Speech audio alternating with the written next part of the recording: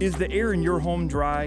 Are allergies bothering you? Tired of itchy skin and static everywhere? We have your answer. Answer Heating and Cooling can install a whole home humidifier that keeps your air balanced, your skin comfortable, and your family breathing easier all winter long. Say goodbye to static shocks and hello to comfort. Call Answer Heating and Cooling today or visit AnswerSOS.com. Answer Heating and Cooling, the home of simply outstanding service. Hi, this is Jim Mahoney with Link Technologies. If you are a business or a nonprofit organization wondering how to navigate today's technologies landscape, let Link Technologies' talented staff work with you to develop a technology plan custom to your specific needs. We bring 27 years of experience helping businesses and nonprofit organizations just like yours achieve their technology goals. Contact us today and see how the right balance between cloud and on-premise resources can best work for you. The high school football game of the week, presented by the Forward Corporation. The rivalry dating back to 1970. It's the Dow Chargers versus the Midland Chemics. The Chemics need a win to make the postseason. Chargers win. It's 8-1 in the regular season, first time since 2016. Midland, Dow, pregame at 6:50 Friday night. Don't miss any of the action on the Great Lakes Bay region's home for sports. Sports Radio 100.9. The Mitt. The Mitt. Local sports don't stop when the game ends, and neither do we. 100.9 The Mitt is your digital home for the latest news across the state of Michigan. From high school to college and the pros, it's all on our socials. Follow us on Facebook, Instagram, TikTok, and YouTube. Just search 100.9 The Mitt and join the squad. Stay locked in on the latest stats and stories with exclusive video takes from local talent. Sports Radio 100.9 The Mitt. They tell us we're more connected these days. We have cell phones, email, text messaging, yet we've never felt more disconnected from the people we care about the most. We need a place that's all about bringing us together. Say hello to the Great Lakes Bay region, where towns like Saginaw, Midland, Bay City, Birch Run, Chesaning, and Frankenmuth help us leave behind the overscheduled world we live in and visit a place we haven't seen in a while, one where the people make us feel right at home. And we remember just how bright our kids' eyes get, peeking through a riverboat railing, just to catch a glimpse of the wildlife. So let's go fishing, bird watching. Let's blow the suds off a local tap, take a tall ship dinner cruise at sunset, or stop by a festival just because the name made us smile. Right here in the Great Lakes Bay region, where reconnecting with what really matters is pure Michigan. Your trip begins at michigan.org. From the Blazy Electric Studios, this is Sports Radio 100.9 The Mitt. WLUN, Pinconning, Bay City, Saginaw, Midland. Michigan sports aren't just a game, they're a way of life. And now we've got a show dedicated to die-hard sports fans like you. Hosted by a guy who's borderline obsessed with the wins and losses of all your favorite teams. He's crazy. Every weekday morning from 9 to noon, Ben Bosscher brings you the talk that matters. The teams, the stories, and the players you care about most. This is the Ben Bosscher Show, built by Bresky Siding and Building Repair. Remember that.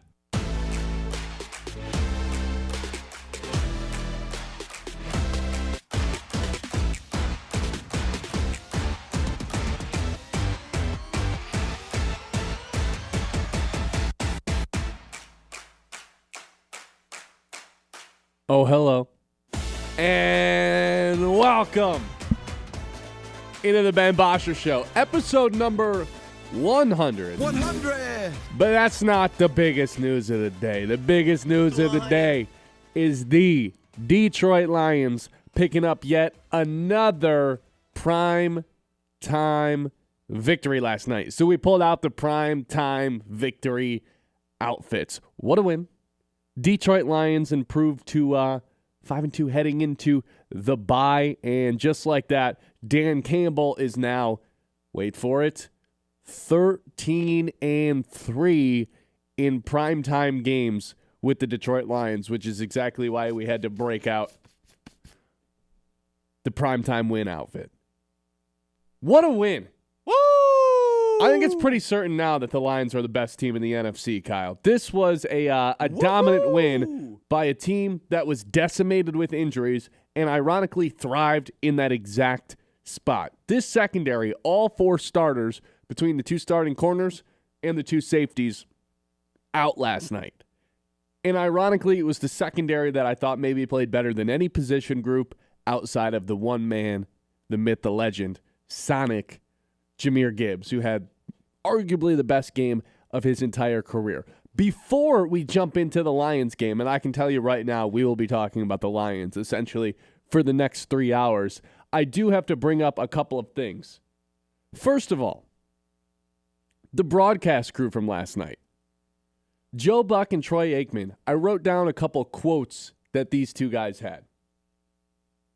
Joe Buck says, to open up Monday Night Football, while the Tigers couldn't get it done, that seemed really unnecessary, but all right. Troy Aikman would later say, Goff, not really known much for being a runner. Great insight from Troy Aikman. And then would later say Hutchinson coming off a major knee surgery. I'm sorry, I must have missed this. Hutchinson had a knee surgery this offseason? Do you remember that, Kyle? I don't remember Hutchinson having a knee surgery. I thought those 2 guys were doofuses last night. I'm not going to lie. Doofuses. Like, what are the Tigers getting shots for on Monday Night Football? Well, and then that Joe seems Buck's really unnecessary. Entire call of the Jahmyr Gibbs 78-yard touchdown run is just totally broken up by Troy Aikman complaining about how much it probably sucks to be a defensive back in the NFL because of all the penalties that get called. This is bad.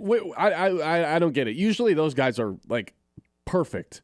But I just wrote down those 3 things. There's a handful of other things. I was like, what are these guys talking about right now? Troy Aikman, how long did that hamstring bit go on for? When Troy Aikman was like, I got on a treadmill one time and hurt my hamstring. And then they talked about their own hamstrings for the next, 7 minutes. I don't know what those guys were doing. I felt like that needed to be brought up. But I feel like more than anything, lead of the show, what are we talking about? Biggest takeaway, that backup secondary that the Lions had out there. Let's run through some names. Eric Hallett, Arthur Mollett, Rock Yassin, Amik Robertson, who is a little bit more familiar with the Lions fan base, Thomas Harper, and Nick Whiteside. Shout out SVSU. All of those guys, every single one of them, at some point throughout the 60-minute game yesterday, made a big play. They were all over the place. That was the big worry heading into this one. It was the reason I thought this game would be a shootout. Not only was it not a shootout, Tampa Bay couldn't score. Tampa Bay couldn't move the football down the field because Baker Mayfield was contained in the pocket the entire time. 0 rushing attempts for someone who's been all over the ground throughout this season. Someone who was deemed the MVP of the first third of the season. Didn't have 1 rushing attempt, 0 rushing yards. And until the very last portion of the game, didn't really have good stats either. I mean, he still didn't have good stats. Is he 28 for 50? Ended up getting over 200 yards. But those last 100 of those yards came in garbage time when it was essentially over. And it was a 2-score game right down until the end. But you knew in the fourth quarter, it's like Tampa's not coming back into this thing because the secondary's all over the place. Hutchinson was becoming like a man possessed in the fourth quarter. Felt like every play he was getting closer and closer to sacking Baker Mayfield, and he doesn't end up getting the sack, so that 5-game sack streak is over for him. But it sounds like when these PFF grades are finalized, he's going to go down with double-digit pressures. He's just making an impact every single one of these plays to the point where Baker's got to bail. He's got nowhere to run because the pocket's collapsed on him. Ali McNeil's being double-teamed nearly every single play he's out there. The defense, Calvin Shepard, I loved every single second of it. The offense left a lot of points on the board. It was not a perfect game. It was not nearly as dominant as you would like it to be based on the bar that the Lions have set. But you know what? With all the injuries that have happened, this is not going to be one of those wins where you wish you had a little bit more. It's not going to be one of those wins where I say you left a little meat on the bone. With all those injuries in the secondary, a win's a win, and they did it in dominant fashions, maybe a little bit much, but they dispatched the Tampa Bay Buccaneers.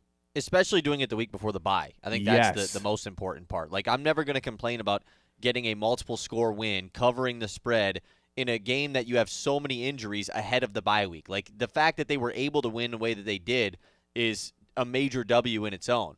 And you bring up all those guys. Like, that's what I wanted to do. I wanted to play a game of, did you know who this guy was a month ago? You know, and it's all of those guys that you named. Like, did you know who any of those dudes were? Even Lauren Strickland, who comes in, and Tyrus Wheat on the defensive line, who picks up a sack at the end of the game. Like, nobody knew who these guys even were a month ago. Maybe Nick Whiteside, because he went to SVSU. Shout out to him. But, like, it's unreal the job that Kelvin Shepard did yesterday. And that's what I loved about the post-game video.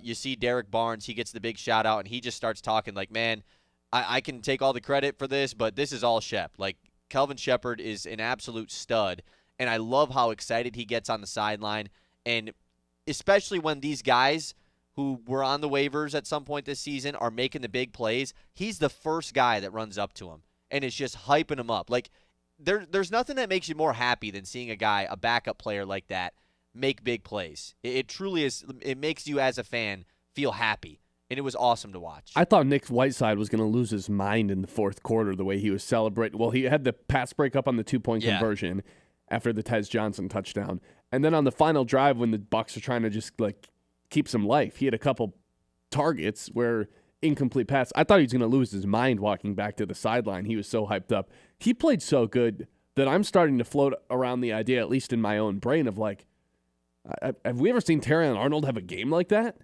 And I know that's like probably a little harsh, maybe a little bit. We're having a good time today. It's episode 100, Victory Tuesday. Look, it's credit to these guys though that have stepped up and like played one of the best defensive games that the Lions have had under Dan Campbell, especially when you consider the opponent, how explosive of an offense that Baker Mayfield and the Buccaneers have been. It's not like I'm here to dog Terrion Arnold, but like, what the hell? The best defensive performance of the year so far came when all the secondary guys were out. You know why? It's a great offense, too. Against a great offense. I think one of the biggest reasons why was, like you said, Kelvin Shepard schemed up. Beautiful game plan. Beautiful. Perfect mix of man and zone. Hutchinson's getting after Baker. They're collapsing the pocket. They're not letting him escape. A huge part of that, and I think the reason that Hutchinson was able to have such a dominant game despite having no sacks, Salim McNeil was in there causing mayhem right from the rip. He only gets one tackle on the day if you look at the box score, but also had a pass defended, tips pass at the line of scrimmage. But he's consistently drawing double teams. He's consistently breaking down the pocket to the point where, hey, you're not going to be able to double team Hutchinson every single play. And I saw a funny Hutchinson stat, too, after last night. TJ Watt leads the NFL in chip percentage, like how often teams are chipping down on him, at 39%, over half the snaps last night. I think it was 53% of the snaps last night. Hutchinson was being chipped. He demands triple teams. Unreal. He demands double and triple teams at all times. He's a monster. And even when he's being double and triple teamed, he's finding ways to make Baker Mayfield really uncomfortable. He's the pressures king. Like I don't think there's ever been an NFL player as good as causing the quarterback to be under a little bit of duress without actually getting a hand on him than Aiden Hutchinson. And that was on full display last night, specifically in the fourth quarter. Yeah, you saw that one play where he just absolutely bull rushed through the offensive tackle and forced Baker to, and he had a play where he clipped him on his arm on the pass on a third down. Yep. Like, yeah, the box score maybe isn't going to tell the whole story, but you watch that game, and it was very clear that one, Hutchinson had another great game, but two, Aleem McNeil's just impact, man, it was so exciting to have him back. Just right off the gate, the second defensive play of the game, Aleem McNeil is right in there causing a pressure on Baker. Like, he is so huge for this defensive line just as far as what they can bring in the pass and the run game going forward. Nice to get him back before the bye as well. And obviously we can talk about how the secondary played great, but that pressure that Aleem McNeil caused definitely helped the secondary out a ton. Even the guys that maybe you're a little bit more familiar with, like Rock Ya-Sin before Mike Evans ended up leaving the game because of a shoulder and head injury, he was kind of bottling him up too. Yeah. Like he had that play. Robertson had a tremendous game. Like we're talking about all these other guys that, you know, that shined that you didn't expect to, but Amik Robertson made a couple huge open field tackles, obviously had a couple pass breakups that were awesome. Like it was just an awesome game. You know, everybody. Amik Robertson is third in franchise history amongst DBs for forced fumbles. Really? He's played a season and a half with the Lions. I mean, that punch tackle, man, they were punching a ton in this game. I mean, it's funny punch. that they do that, but it worked. Yeah, he's now caused 4 fumbles, which is the 3rd most in franchise history. It was either corners or DBs. Right. But either way, for him to do that fast, it shows you the impact that he has. Totally. And it's like he's so funny, too, because he's one of these guys that's always been the 3rd corner on the team. He's never been anything more, and he's never been anything less unless there's been an injury. And on a handful of different occasions, he said to step up and be that outside corner. This guy could be a starting corner, an outside corner on a lot of different NFL teams. Every time they ask this guy to step up, he looks like an all-pro corner out there, and yesterday was no exception. He was a monster last night, and it was against an awesome group of wide receivers in Emeka Egbuka, who I think was clearly hobbled by the end of the game with that hamstring injury, and then Mike Evans, who ends up leaving the game due to a shoulder injury and a head injury later on. But I thought him and Rocky Sim are fantastic, and then like the trio of, well, I guess the quadruple, what would that be? The quadruple? I think that's right. Sure. Of Eric Hallett, Arthur Mullet, Thomas Harper, and Nick Whiteside. Those 4 guys, like, again, you probably never heard of them until this week, but they were all making plays. Like, Eric Hallett had a team-high 8 tackles at safety. Arthur Mullet had that strip interception. It's going down as an interception. I think he just stripped the ball. Whatever it was. Yeah, it was awesome. I think it should just be a fumble. Thomas Harper's all over the play making plays, and then Nick Whiteside had 3 pass deflections, and then another one on that 2-point conversion, so 4 in total. Every single one of them at one point stepped up, made a huge play. That secondary really was buzzing last night. It's weird that they had the best game so weird. of their entire season with all 4 starters out, but that's where we are. I think thinking about what it's going to look like when everyone's back with Lee McNeil in there too, that is something to really be excited about. And I feel like if we're going to talk about the defense for 10 straight minutes, I just have to bring up Jack Campbell. He's going to be an all-pro this season. He's ridiculous. Out in coverage against Rachaad White, basically the whole game, every time he went out. Had that huge tackle on the sideline. Just an absolute beast. Even did a little seatbelt celebration late in the game. I was like, what he was is laughing. this? He was laughing about it, too. Yeah, that was funny. I've never seen Jack Campbell do a celebration in my life, and he's doing the seatbelt in the end zone. It was an awesome game. 989-837-6125. Lions firmly, I think, have established themselves as the best team in the NFC. And there's a player on the team that established himself or reestablished himself as one of the premier players in the NFL. You already know who I'm talking about. Let's talk about Jahmyr Gibbs' epic performance that he had last night when we come back. This is the Ben Bosscher Show here on 100.9 The Mitt here on a Victory Tuesday, episode number 100. Appreciate you guys tuning in for this one. 9 o'clock hour is always brought to you by Iron Stack Technologies. Strong businesses, well, they need strong tech, and that's where Iron Stack Tech comes in. Locally owned in Midland, they keep your IT rock solid from cybersecurity to cloud services and everything in between. Think of them as like an invisible backbone to your business. No capes, just smarter solutions. Whether you're a small shop or a growing company, Iron Stack makes sure your tech doesn't crumble under pressure. Iron Stack Technologies, strong, steady, and built to keep you moving forward. See you in a second. The Ben Bosscher Show, built by Bresky Siding and Building Repair on 100.9 The Mid.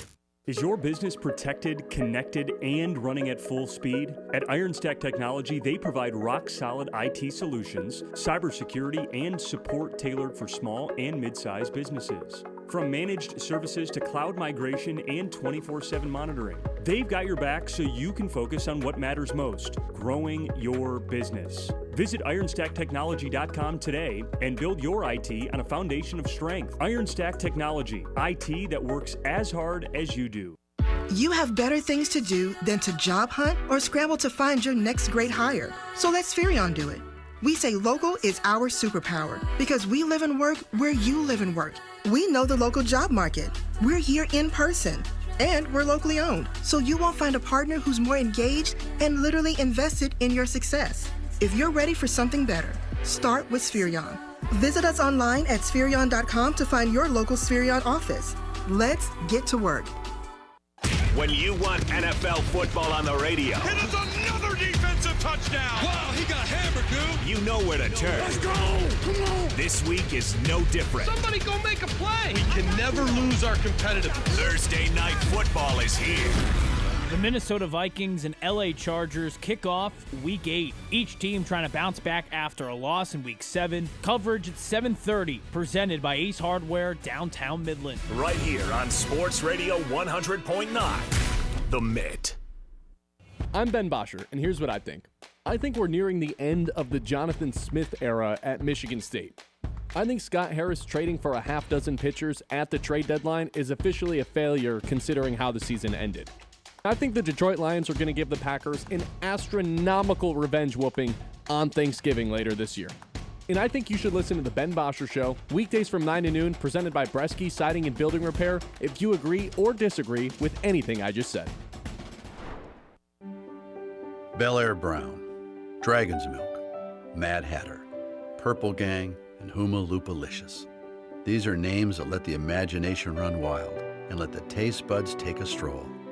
Welcome to the craft beer craze in Michigan. Bolstered by the Great Lakes and nurtured by the glacier-rich soil, here awaits a brewer's paradise. With fresh hops growing tall in the old Mission Peninsula and fresh barley fields sweeping the mitten, Michigan ranks 5th in the nation in the number of breweries, microbreweries, and brew pubs. From Good Harbor Golden to Whitefish Bay Wheat, from Motown Lager all the way to Park Bench Porter, Michigan is serving up a frosty glass of perfection. Whether you want to take in a game with a two-hearted ale or just sit on a front porch sipping a Steelhead Red, let's tap into life at its fullest and treat ourselves to a taste that's pure Michigan. Your trip begins at Michigan.org. The Ben Bosscher Show, built by Bresky Siding and Building Repair on 100.9 The Mid.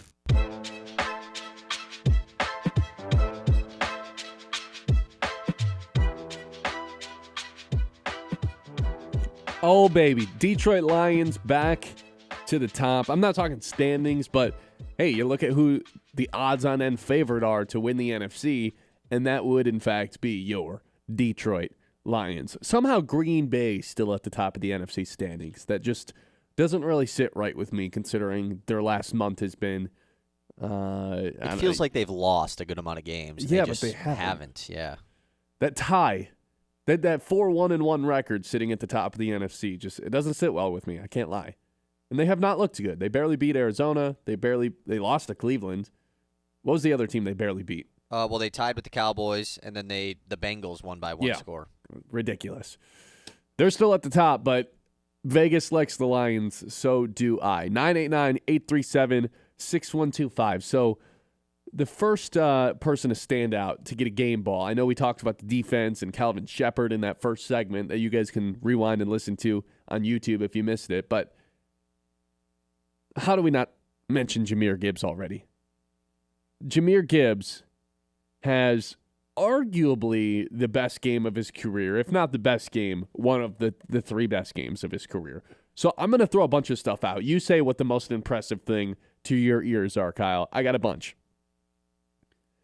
Jahmyr Gibbs, after last night, now holds 2 of the 3 fastest speeds recorded this year in the NFL, according to the Next Gen Stats, after that 78-yard touchdown.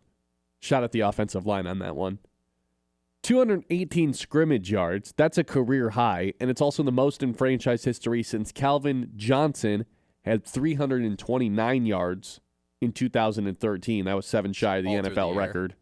Huh? I said all through the air. Pretty crazy. Yeah, that 7 shy of the NFL record for receiving yards. Jahmyr Gibbs, the first player in Super Bowl era history to have 135 rushing yards, 2 rushing touchdowns, 80 receiving yards, and a 75-plus yard run with a team win. First player to ever do that. This is the kind of stuff that we really were thinking was going to be a regular thing coming into the season. I thought, based on how last year ended, where in the last 4 games, Gibbs was averaging 117 yards on the ground, 48 yards through the air, and had 8 touchdowns in the final 4 games of the season, including the playoff game. Based on the way the last month of the season went last year, I kind of thought, hey, Gibbs, potential offensive player of the year heading into this season. And the first 6 games were slightly disappointing, if those were your expectations. He failed to eclipse 100 yards on the ground. He hadn't eclipsed 40 yards through the air. Well, obviously he does both of those last night. and has one of those games that is going to go down as one of the best performances of the season across the NFL. I expect him to win NFC Player of the Week when those come out at some point over the next 24 hours. Oh, yeah, absolutely. I mean, we kind of discussed this yesterday. That game against the Raiders 2 years ago on Monday Night Football, that came around this same time in the year. I believe that was a Week 9 game. That was what felt like Jahmyr Gibbs. It was also Week 8, yeah. So it felt like that was Jahmyr Gibbs' breakout game as a rookie. And it seems like on these Monday Night Football games, Sunday Night Football games, when the Lions have a bit of a more spectacular game than typical, Jahmyr Gibbs does the same thing. Mm-hmm. And that 78-yard touchdown run, I mean, that was just unreal. You get him any sort of space. He almost scored another one on that pass play out in the flats with Penei Sewell hauling in front of him. You probably should have. Probably should have scored that one, yeah. It seemed like early in this game, like, oh, this is going to be a St. Brown, like, dominant game. And then that was flipped completely. It was a Gibbs game to an absolute T. And like you said, I was with you on the Offensive Player of the Year thing, and I don't think he had like a disappointing start to the year. I think that's a little bit too much of a stretch. But if you thought he was going to win, I mean, you bet on him to win Opoi, right? Yeah, I did. Then I think it's disappointing, like an okay word to use. I mean, he hadn't had 100 yards yet until yesterday. Right, but sure, I guess you could say. I mean, he was still scoring a ton of touchdowns and everything. But for sure. But yeah, I think that after last night, it's very clear to put him right back in that conversation. Especially with being some of the best running backs in the NFL, which I never lost that sight. I never felt like, oh, he's not one of the best backs in the NFL. But Bijan was having a better year. There's CMC just been other guys that have been having having better years. Jonathan Taylor is still to this point is having a better year. But with all of those guys having humongous games at some point this season, it's nice that Gibbs has gotten his now in. So you never answered the question. Which of those is the most impressive? The 218 scrimmage yards, which is the second most in franchise history, or the most since Calvin Johnson. The two fastest of the three fastest speeds in the NFL this season, or it's such a baseball stat of pulling those random numbers. That one I don't really. The last thing is like whatever. It's such a the first guy on a Tuesday night to have baseball stat. Yeah. And the speed thing, we know he's fast. The 218 scrimmage yards is the thing for me. That's so big because the fact that he did it, and it was like a true scrimmage yard stat. It wasn't like he had 210 on the ground and then caught one pass for 8 yards. No, 82 on the ground, yes. and then 82 through the air and 136 on the ground. Like yeah. that is awesome that it was a true split of, yeah, he did it in the pass game and in the run game. I know he only had the 3 catches, but all 3 catches were like deep, obviously. So, yeah, that to me is the most impressive part of his night. Well, you and I bet on him to have 4 receptions, and after that first drive where he had the 2, I was like, oh, this is like for sure going to hit. Well, he only had 3 receptions, but man, did he take advantage of every time he caught the ball. He didn't need a 4th one, that's for sure. No, he did not. Yeah, I'd say if we're doing best running backs in the NFL, who's on top, he's at the lowest 4. And after a game like that, you could probably make the argument for 1, but I feel like you need to see it a little bit more consistently. Right. Not that type of performance, but the one gripe I have on him, and we still saw this yesterday, is sometimes he just goes backwards and the Lions are all of a sudden facing a 2nd and 14. If he can eliminate those, I think he's closer to that 1 spot than he is the 4.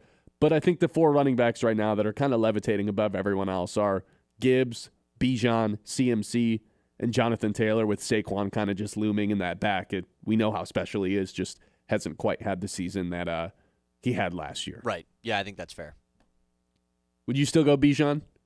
I think so. We both crowned Bijan the best guy last week, so it feels kind of wrong to just zag on that. I even thought that Bijan was the best before that game. So I think so. Just from his dual threat ability, it's nice to see. Like, I'm not saying that he's for sure better than Gibbs because Gibbs had that same dual threat ability last night. But yeah, I would still crown Bijan.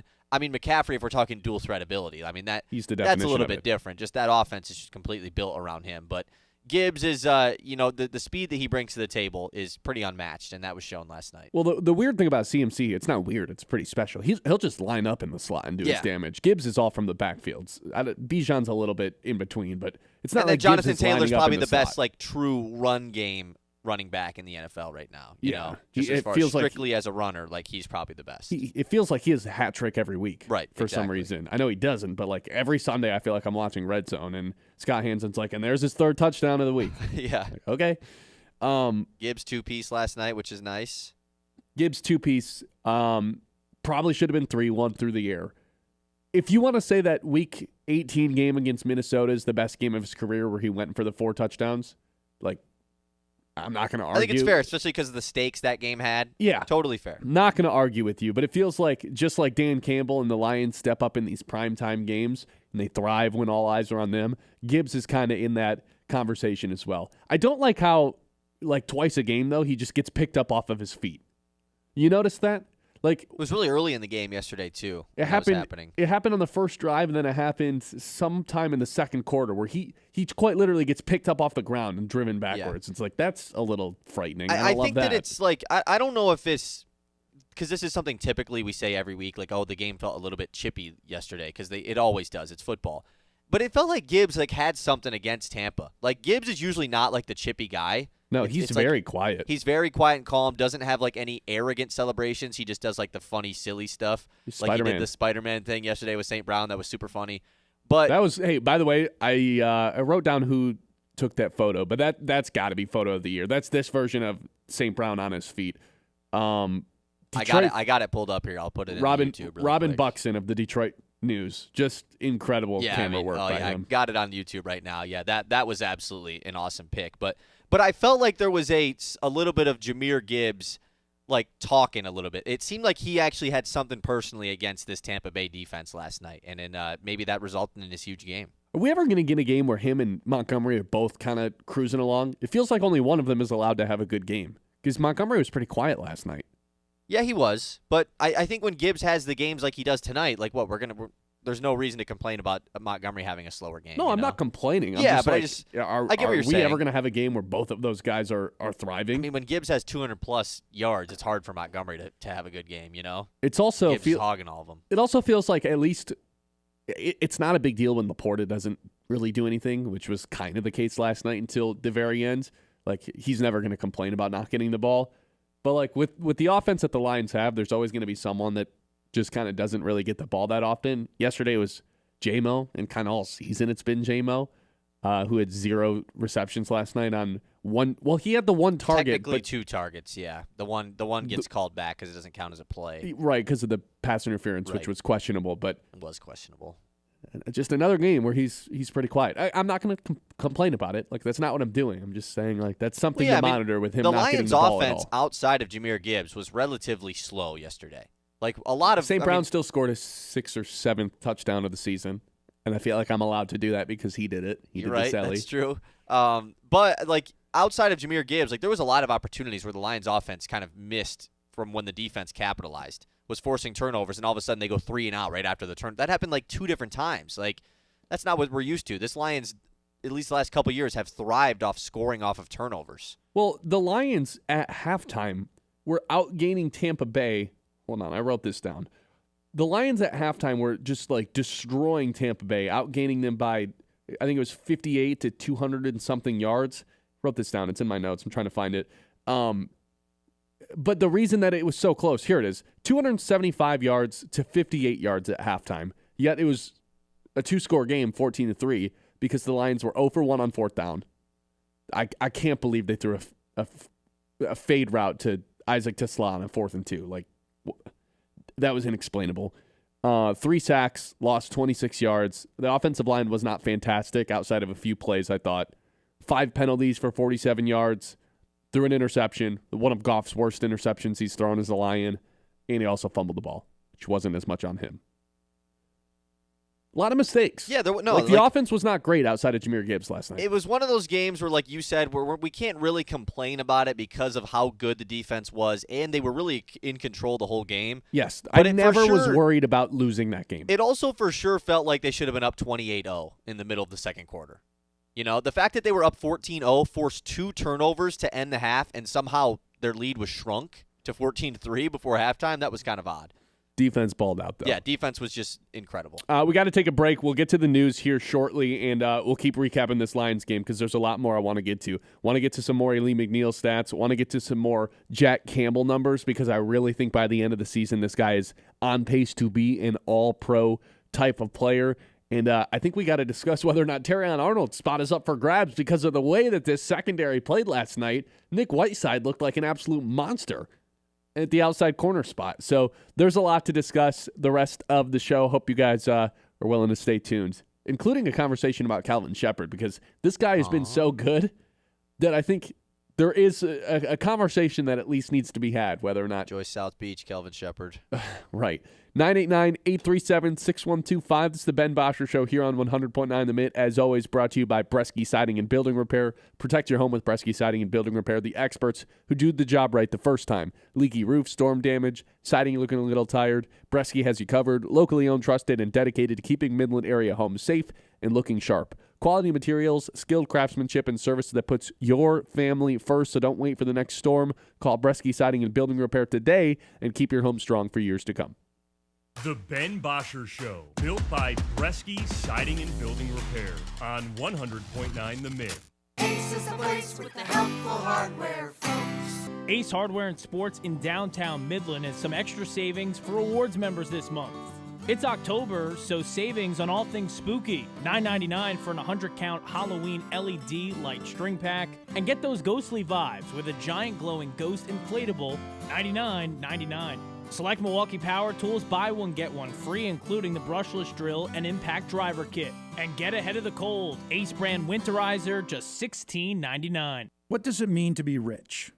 Maybe it's less about reaching a magic number and more about discovering the magic in life. I'm Kevin Spencer, your Midland Edward Jones financial advisor. Count on me for financial strategies that can help support a life you love. Because the key to being rich is knowing what counts. Contact me today at 989-832-8428 and let's find your rich. Or visit edwardjones.com. Edward Jones, member SIPC. Since 1940, Yiter Insurance Group has been a trusted friend to generations of your neighbors in the Great Lakes Bay region and across the country. Proudly representing auto owners insurance, we're licensed in nearly every state, so no matter where life takes you, we got you covered. And because we're an independent insurance agent, we don't believe in one size fits all. We work for you to find coverage that fits your life, your family, and your business. That's why families and businesses have relied on Yiter Insurance and auto owners for peace of mind. Yiter Insurance Group, local roots, national reach, and always your friend in the insurance business. It's the Scholar Athlete of the Month, proudly presented by Fisher Companies here on Sports Radio 100.9 The Mid. This month's recipient is Max Stecker from Midland High School. With a 4.6 GPA, Max was a state-ranked discus and shot put thrower and the SVL Blues 2024 Player of the Year in football. Max credits his parents for instilling the work ethic in athletics and academics. Both my parents, my mom was a teacher, so over the summers I'd be doing math packets, everything like that, staying on top of things. And then, my dad would always just, be the really big encourager as far as sports go and stuff like that. Max is now attending Northwood, a member of the Timberwolves football and track and field team. He's majoring in accounting and finance. To hear the full interview and nominate a local athlete, as we are now taking applications for our 2025-26 scholarship program, visit 1009themid.com. I'm Sarah Stockford, host of 100.9 The Mid Success Suite, a podcast highlighting the most inspiring female leaders across the Great Lakes Bay region. This month, we spoke with Sharon Mortensen, President and CEO of the Midland Area Community Foundation. Well, a couple things I'll mention. One I'm really proud of is the work we've done on post-secondary education, because when we think about what really transforms an individual's life, it's education. That makes such a difference in the ability to be able to have a livable wage, to be able to contribute to your community, to be able to give back. So the work that we've done in the post-secondary space, because we give out a lot of scholarships, but when I got there, I went, it seems like we're just a processor of scholarships. I want to be a promoter of education. Yeah. Listen to the full episode on YouTube at 100.9 The Mid. Subscribe and hit the notification button to be alerted when new episodes drop. That's Success Suite with Sarah Stockford. When it comes to a gun suicide attempt, all it takes is a moment. Heather and I had an argument just like any other couple. I was lost. I had snapped. I had a gun and I was going to take my own life.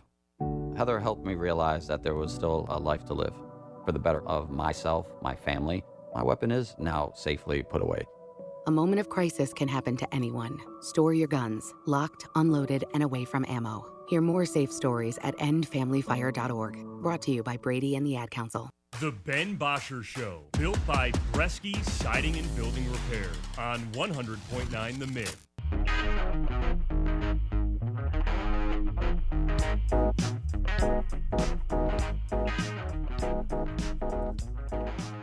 (989-837-6125). You know my favorite part of victories? A lot of the time when it's these primetime games and you got to stay up late for them, it's the celebration in the locker room, the post-game speech, Dan Campbell hyping everybody up. You catch it last night, Kyle? I know you stay up for them too. What, the locker room video? Yes. Yeah, they actually posted it like at a reasonable time last night too. Usually these the Ravens game they waited until the next morning. Yeah, so it was ridiculous. Because I always like to say no sleep until the locker room video. And last night that actually was in play. So yeah, the locker room videos are the best. So Jahmyr Gibbs gets the first one, doesn't say a single word, just runs right to Penei Sewell and hands it to him. Penei Sewell just puts it down on a chair. Classic. Derek Barnes gets one. You mentioned that earlier on. He shouts out Calvin Shepard, throws it to Calvin Shepard. Calvin Shepard basically says, appreciate you, but this league's built on the players. Throws it right back to Derek Barnes. The selflessness with this team was incredible. And then Jack Campbell got one and gave an awesome quick speech of like, let's get back to work. I love this team so much. This team, maybe more than any other team of the past couple of years, I think has a real chance to get this thing done. Got to stay healthy. Got to stay healthy. You know, I know that. Apparently, when you're not healthy, though, it doesn't matter. I was going to say, I know this is like a great story and everything tonight or just from last night of, wow, this team with so many injuries, all the backups balled out. That's not something we can just continue to rely on, you know? This has been a team that has been extremely banged up by the end of the season, the last 2 seasons now. This year, we can't have it be the same. But it's encouraging to see that the depth is there, at least. You know, it's not Kindle Vildor times 4 out there. It's actually like real respectable guys, so that was nice. Let's do a very quick rendition of the news. The Mets Morning Catch. Okay, we'll keep it quick then, Ben. Oh. All right, first off, of course, we got to take a look at the community calendar presented by Bresky Siding and Building Repair. It's almost Halloween time, Ben. I know you love Halloween. You're a little bit dressed up here today. I see a pumpkin in the background. Do not love Halloween. Skeleton, big Halloween fan. Not a holiday. Well, if you're looking to do something, there's a Pumpkin and Witch's Brew Play-Doh kit at the Moxie Bar on Jefferson here in Midland. So if you're looking to get some Pumpkin Witches Halloween activity, go check that out. All right, let's talk about the baseball game last night because, wow, that was sweet. After the Lions game, I flicked that on, caught the George Springer 3-run shot just in time. Blue Jays win 4-3 over the Mariners to advance to their first World Series since 1993. This was an awesome game. This was an awesome series. That stadium erupted when Springer hit the 3-run shot. I thought they were done, you know? You're down 3-1 in this game, waning innings, and all of a sudden George Springer just completely flips the script. And right after that happens, they pan to the Seattle dugout, and you're just like, oh, it's over. Like, these guys look like they just watched their pets die right in front of them. Like, it is over. And Gino Suarez comes up to the plate and starts freaking out on the umpire after he strikes out. I can't believe he didn't get thrown out of the game the way that he was. Yeah, that was crazy. In a Game 7, I guess, that they're just kind of letting it slide. But he knew the season was going to be done in a few seconds anyway. Look, when I see players reacting like that, when their back's against the wall, no part of me thinks they're coming back. So as soon as Springer hit that, I thought it was over. And sure enough, Toronto Blue Jays, first time in 23 years, they're going to be going to the World Series. Awesome story. Game 1 is Friday. Dodgers, Blue Jays right back in Toronto. It's going to be a fun series. I'm excited for it. Sounds like Bosscher is also going to be returning for the Blue Jays. He's missed the entire postseason so far. He said he is going to return. Don't know if it's going to be Friday or in Game 2, but nonetheless, they're going to have their six-man back, so that's pretty big. NBA tips off tonight. I can't believe the NBA season is here, Ben, and it tips off on NBC. 2 games, Rockets Thunder at 7:30, Lakers Warriors at 10. No LeBron, though, for the Lakers. No J-Dub for the Thunder. Potentially no Jimmy Butler, too. Ugh. What is going on? How is Steph Curry versus Luka, I guess. How is everyone hurt? The season hasn't even started. How is everyone hurt? Jaden Ivey hurt. He's going to miss at least the first month. We'll do more Pistons tomorrow. Yeah. Stinks, though. Okay, we'll do a couple of quick NFL hitters from last night. You talked about it. Mike Evans did get injured in that game. He suffers a broken collarbone in the loss to the Lions. Probably a concussion as well. Very clearly was pretty loopy. Took just a huge tumble on that deep ball that he basically did catch, but as soon as he hit the ground, just no way he was able to keep that in. Tough for Mike Evans, who's probably, unfortunately, going to lose his 1,000-yard streak this season with the 2 injuries now. Yeah, because they said he's going to be done for most of the season. Like, has a chance to return at the end of the year. That's because of the collarbone. Right. He was definitely concussed. For sure. It's sad, man. I don't know many people that dislike Mike Evans. He's just an awesome player. You remember our guy Matt Griffin? Yeah. He wasn't a big Didn't like Mike Evans. It wasn't that he didn't like him. It was like he thought he was just overrated. I mean, that's fair, but I don't know. Mike Evans is cool. Like, he's a cool guy, and he's just consistent. Sucked to see him get injured last night, especially after returning. So, yeah, that broken collarbone is going to keep him out for most of the season. And then another wide receiver injury that happened in the second game last night, which we'll quickly discuss. Seahawks beat the Texans 27-19, but Nico Collins suffers a concussion in this game for Houston. He's already dealt with injuries so far this season, so I don't know if this is going to keep him out next week or not. Nonetheless, though, the Seahawks advanced to 5-2. JSN, another huge game for the Seahawks. He's a beast. Him and St. Brown are levitating above everyone else as these, alpha slot guys. It's hard to be an alpha slot receiver, and St. Brown and JSN are both making that almost like a new thing. Yeah, it's unreal. All right, we'll save the rest for later. That's it for the news.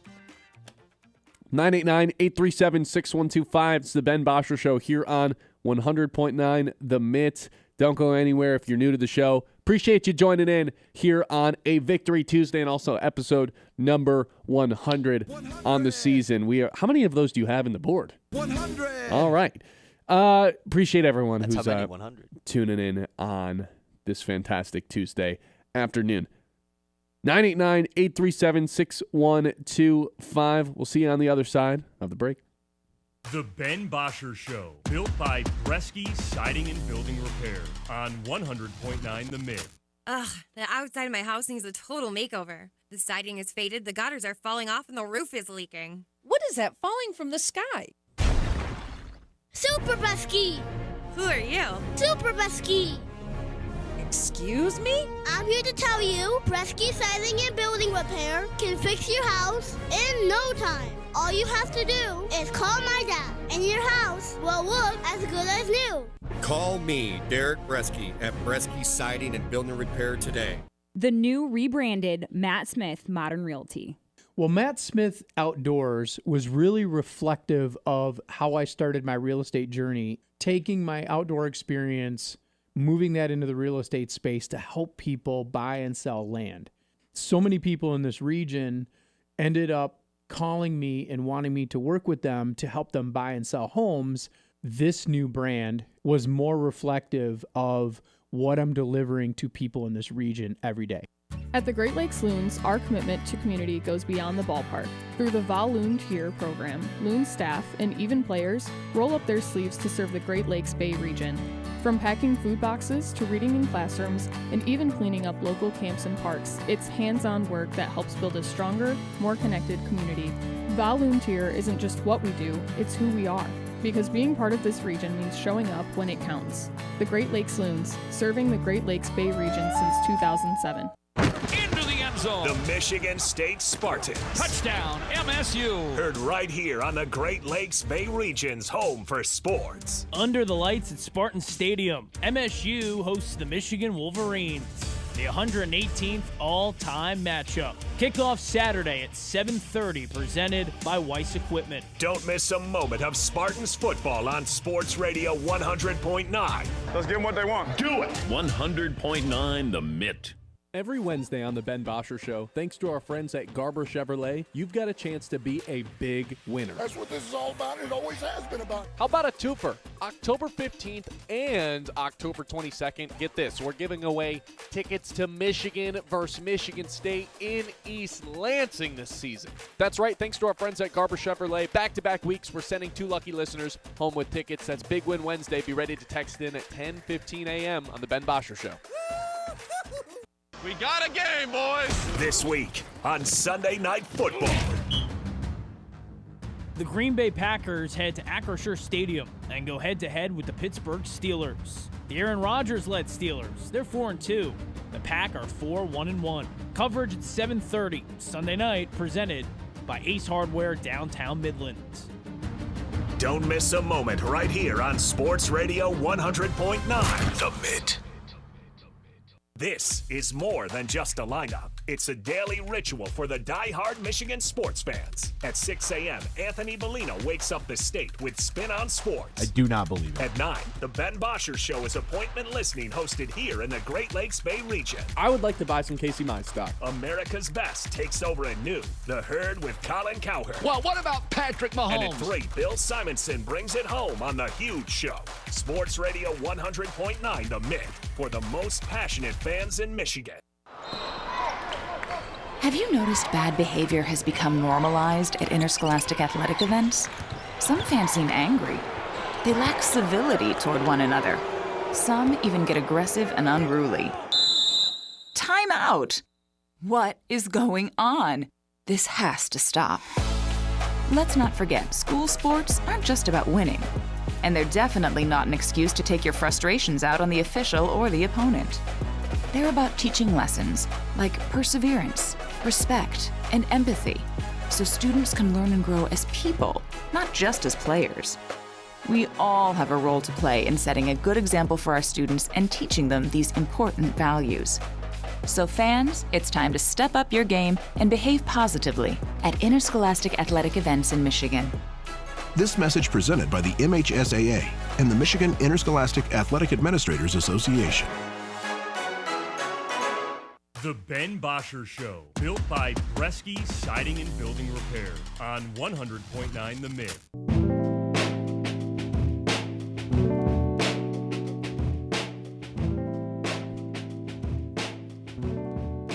All right, I want to do the Tuesday Tower. That's what we had planned out, but I want to actually give it a good amount of time. So I'm gonna pause on that for a little bit.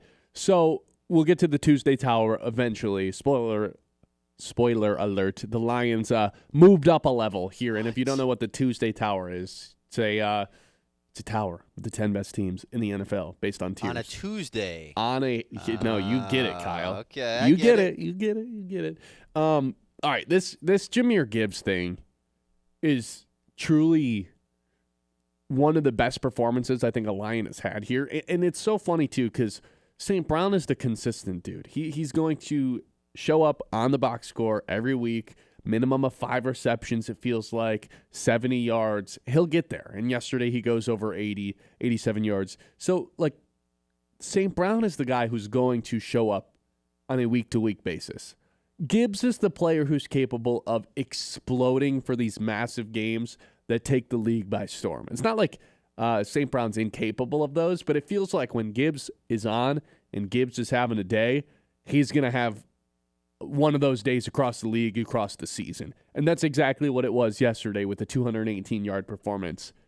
Scrimmage yards, that is, a career high for him by a lot. It wasn't even close. Just crushed his previous career high. Yeah, I mean, this game from him was, I don't even know if I want to call it a breakout, just because we've seen him break out plenty of times before. It's just the best performance we've seen from him. This was the eclipse of what Jahmyr Gibbs has done so far as a Lion. And even when the offense felt a little bit stagnant in this game, it felt like there was a lot of drives where they couldn't really get anything going. The one consistent thing was Gibbs. You know, anytime he had the rock or they were getting him involved, that's when the offense was moving. That's when they were able to put points up on the board. And luckily the defense obviously kept him in it lead-wise, but Gibbs did everything he could do offensively. It was unreal. And with that run where he got to 22.34 miles per hour, whatever it was, again, it didn't seem like it felt a little faster. He has the 2 of the top 3 spots. He occupies the spot number 2 and spot number 3 for the fastest speeds recorded this NFL season. Jonathan Taylor with that top spot, according to Next Gen Stats. But on that play, if you go back and just pause it right when Jahmyr Gibbs is getting the ball, the offensive line, where they start on the line of scrimmage versus where every single one of them ends up, I mean, Jahmyr Gibbs isn't touched on that play. And the offensive line was not perfect yesterday. Jared Goff got sacked 4 times. It wasn't great. Montgomery got bottled up. There was a lot of plays where Gibbs, was getting 3 2 yards on the play, but like some of these plays where Gibbs really opened things up and exploded for explosive runs, that's when the offensive line was truly looking like a people-moving unit once again. And Sewell was asked about this after the game, whether or not it was a dominant performance. He said the Lions will be a dominant team when the offense can consistently get going in the run game, because he didn't think that the offensive line played up to standard. So if this is the B version of the Lions, and I'm talking about like with the personnel, with how many starters are out, and the offense not really playing up to the standard, if that version's the B version of the Lions, and they were able to do that against a team that was fighting for the number 1 seed in the NFC prior to last night in the Tampa Bay Buccaneers, one of the most explosive offenses in the NFL, and the Lions just had their B version of themselves, just wait until they finally can get to the peak version of themselves when everyone's healthy, the offense is humming along, and the defense is playing lights out as well. Just got to get healthy. Once these safeties are back, once DJ Reed is back, and now that Aleem McNeil is back, who had just an awesome game, impact doesn't show up on the box score, but constantly drawing double teams, collapsing the pocket, freeing up Aiden Hutchinson a little bit. Once everyone's healthy, I said it going into the year, I think this is going to be one of the best defenses in the NFL, and it feels like we are creeping pretty close to that right now. Absolutely. I mean, this is one of those games that you're not going to like chalk it up as an L, but if they were to lose this game, you wouldn't have been super upset about, you know? Like looking at the circumstances coming into this game. You're ahead of the bye. The defense is super banged up. It's against one of the better teams in the league that you've played tight against over the last couple of years. It was just one of those games that was like, man, this is going to be a tough one. I don't care what the spread says. We talked about it, how we thought it was kind of odd. We also didn't think that these random guys on defense were going to play the way that they did, which I think was a fair assumption to have. So the fact that they were able to dominate in the way that they did, when hopefully after the bye, they'll at least get some of these dudes back. Obviously, DJ Reed is still going to continue to be out. Terry and Arnold may return. The offensive line will be much healthier than they are right now because Taylor Decker, I think, was still a little bit banged up last night. I mean, hopefully he's probably going to be banged up all season. But, yeah, the fact that you pulled out this win in the way that you did ahead of the bye is just such a huge turning point for this season. And it sounds like, I would guess after the bye, both of the safeties are going to be back.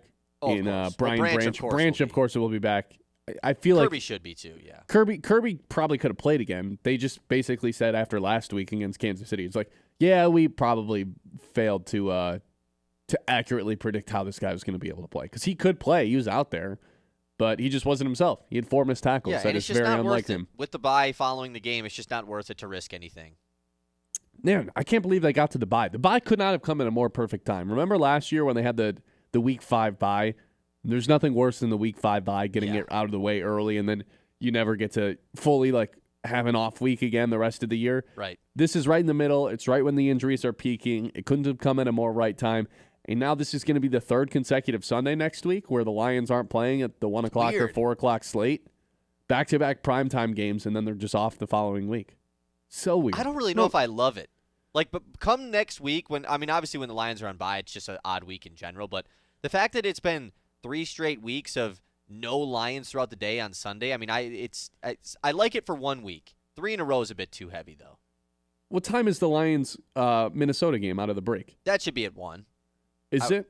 I would assume that one's at 1. It's a 1 o'clock start, and then, we talked about it yesterday, just a gauntlet of a schedule coming up. Minnesota at 1 o'clock, then they're on the road against Washington, which at 4:25, which, I don't know, maybe that looks a little bit easier than it did. Yeah, that'll probably be the Brady game.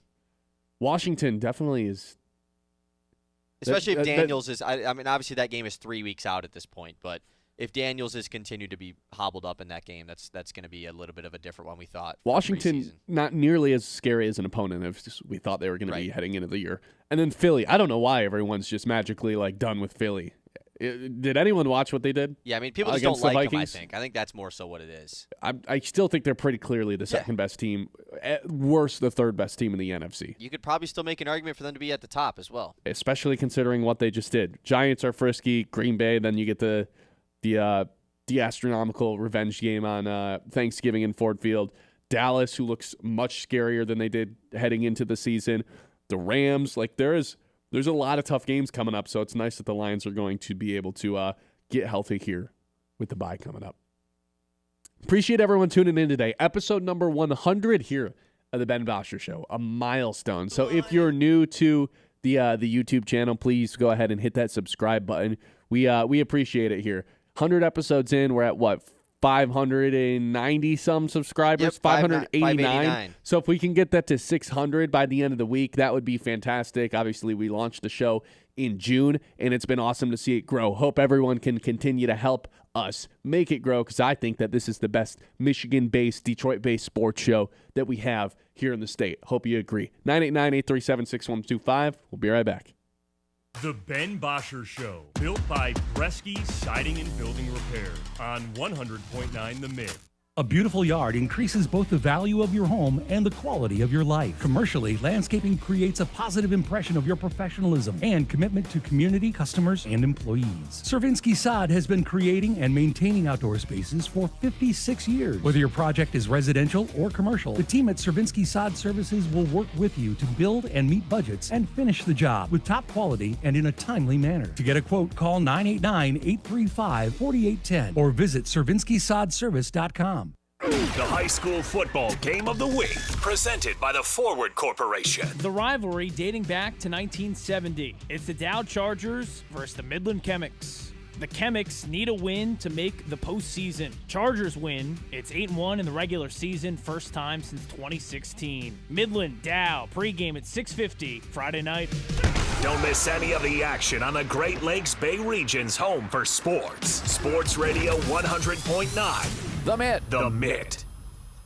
Hey, I'm Ben Bosscher. And I'm Kyle Sandel. And the two of us are live every weekday on 100.9 The Mitt at 9 a.m. until noon, giving you opinions on the teams that you care about the most. The Lions, Tigers, Red Wings, Pistons, those teams. And a whole lot more. Whether we're breaking down a game from the night before, debating the biggest news from the day, or doing a draft or spread picks, we're always having fun. I mean, come on, it's our job to talk about sports. How could we not be having fun? So if the big games aren't enough for you, if you're a real diehard fan, this show is going to be perfect for you. You can count on us to be your morning sports outlet every day. The Ben Bosscher Show with Ben Bosscher and Kyle Sandel on 100.9 The Mitt. From the hometown heroes to the college legends to the pros on Sunday, 100.9 The Mitt is your home for wall-to-wall play-by-play coverage. High school football, basketball, and hockey. Region champions for the first time in school history. Michigan State football and basketball. Touchdown, MSU! The NFL, Thursday, Sunday, and Monday night primetime games. And don't think we forgot about your hometown team. The Great Lakes Loons. That ball's over and out of here. 100.9 The Mitt. All right, folks, let's get started. Parents, thanks for coming. As many of you know, I'm Coach Mather. Tonight I want to talk about the season, of which I only have one expectation: that everybody gets stronger. When I say get stronger, I'm not referring solely to physical strength.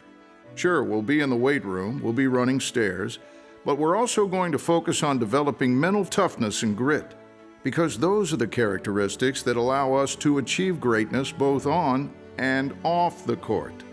So, how do we develop those things? By getting comfortable with a challenge, by cultivating the confidence necessary to overcome adversity in all forms. That's why I coach. That's my purpose. Every member of this team can lean on me, and I'll teach them how they can lean on themselves and each other. This message presented by the MHSAA and the Michigan Interscholastic Athletic Administrators Association. From the Blazy Electric Studios, this is Sports Radio 100.9 The Mitt. WLUN, Pinconning, Bay City, Saginaw, Midland.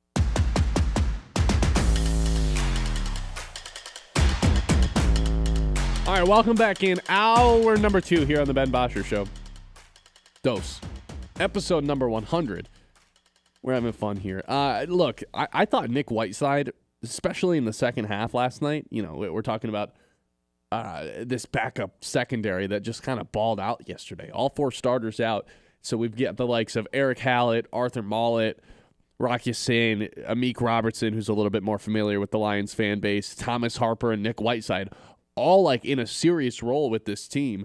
I thought Nick Whiteside in the second half specifically was just, anytime Baker tried to target him, it was an incomplete pass. 3 pass deflections plus the one on the 2-point conversion. He's going nuts in the second half to the point where I'm like, I don't know if I've ever seen Terrion Arnold have a game like this with 3 passes deflected or passes defended.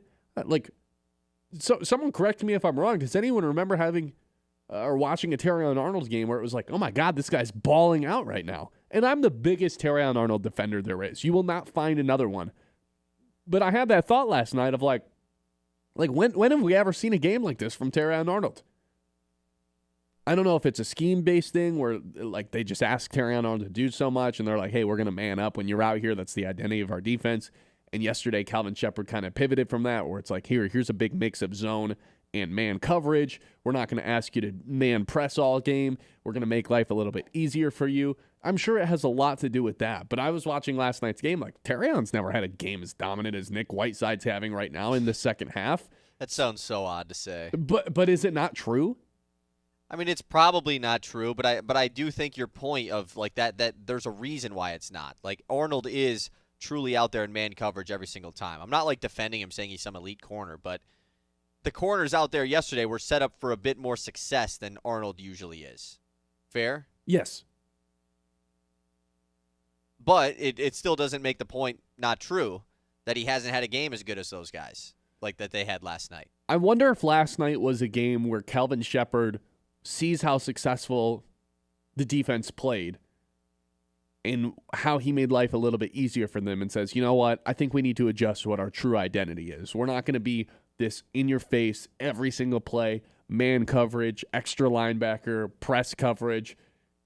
We're not going to do that on a 90% basis anymore. We'll mix that in, but we need to set these corners up to succeed just as much as we need to set our run game or run defense up to succeed, because it's always been prioritize stopping the run. We'll allow some stuff through the pass, or through the air, but we're going to make sure that these defenses or these offenses are in third and longs way more often than not because of their inability to stop the run or inability to run the football.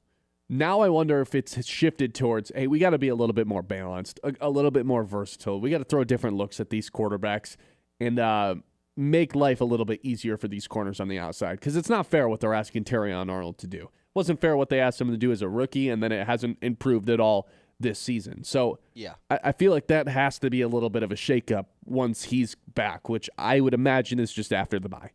Well, and especially now that Aleem McNeil is back, too. And this was outside of the Chiefs. I mean, this was probably the best offense you played all year. And it worked pretty, like, to a super high level. You bottled up Lamar.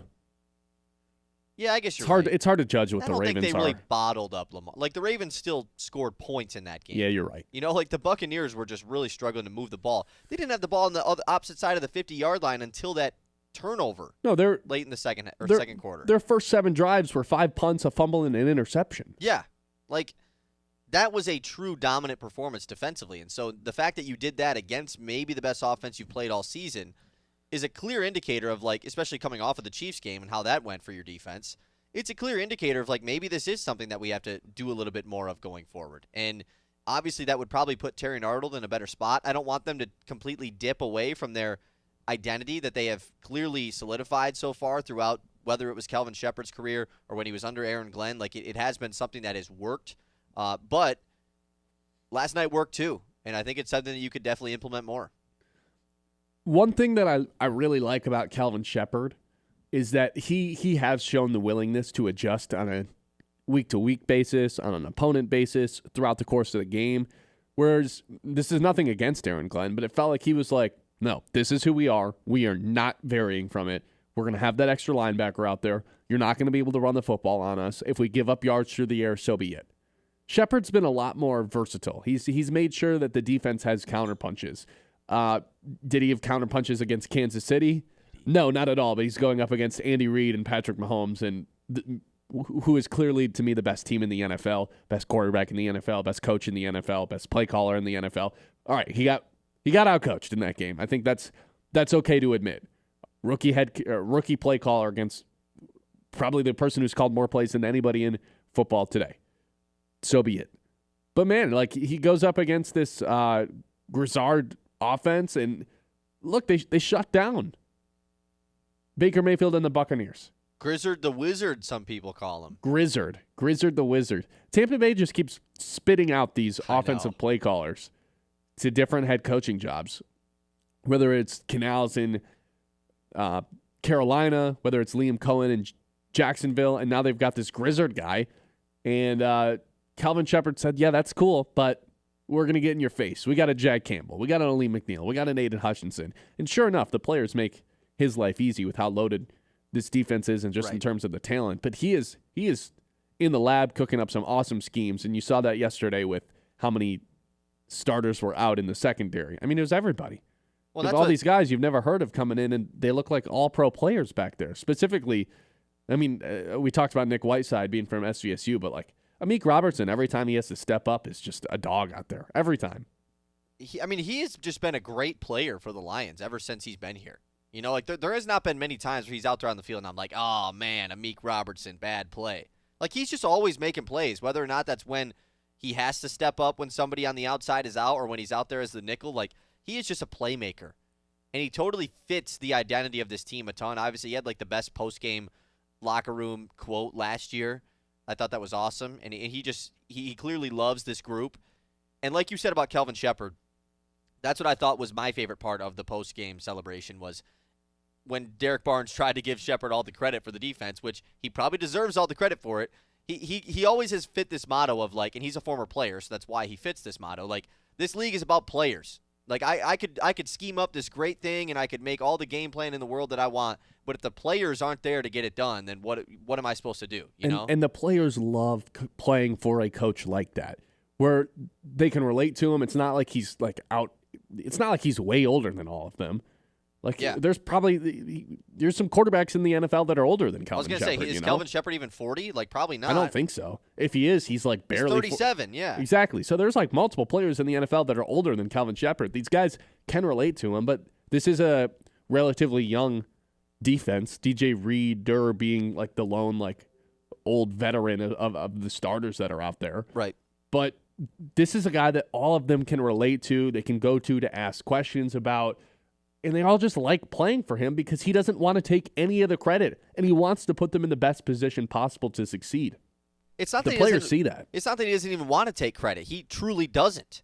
Like he gives it refuses all. to. Yeah, exactly. Like it's not he doesn't want to. It's just he doesn't believe he is deserving of the credit because it's all the players on the field. And this is everything you want out of a coach. And this is a common theme on his Thursday press conferences too. Anytime someone asks him about like, hey, against Lamar Jackson, you use that QB spy a lot more often. He's like, well, yeah, the players were awesome at it. He's just like constantly throwing out compliments to the players and will never say anything bad about them.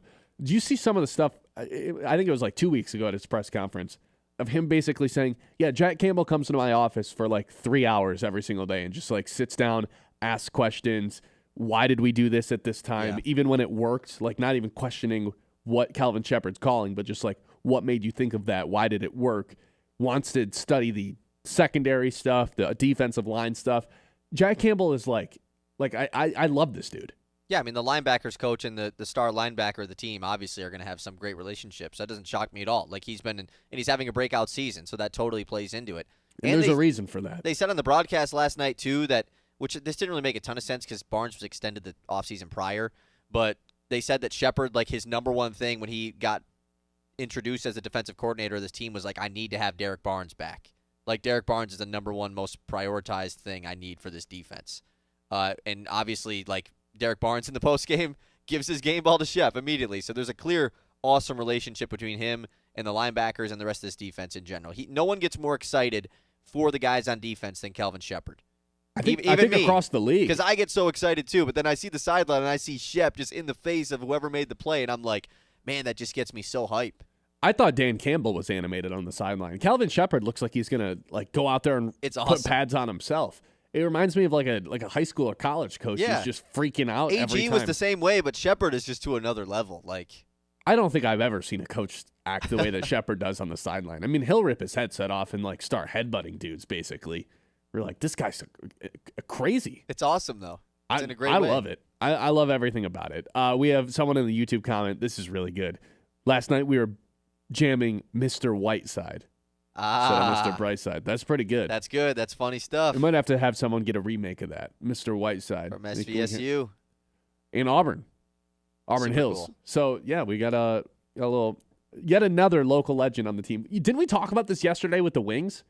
How there's a bunch of guys on the team from Michigan? That's right. And now we've got Nick Whiteside and Trevor Nowatzki. Trevor Nowatzki for the Lions making plays, and Aiden Hutchinson, of course.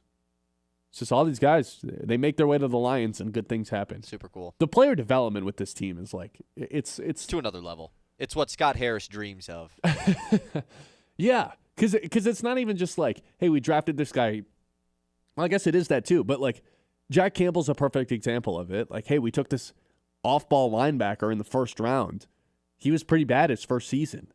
Like, he was pretty disappointing his first year, and now you look at what he's doing in year 3, and if the season ended right now, I'm pretty sure this guy would be an all-pro player. Like, he is the best run-stuffing linebacker in the NFL now that Fred Warner's hurt.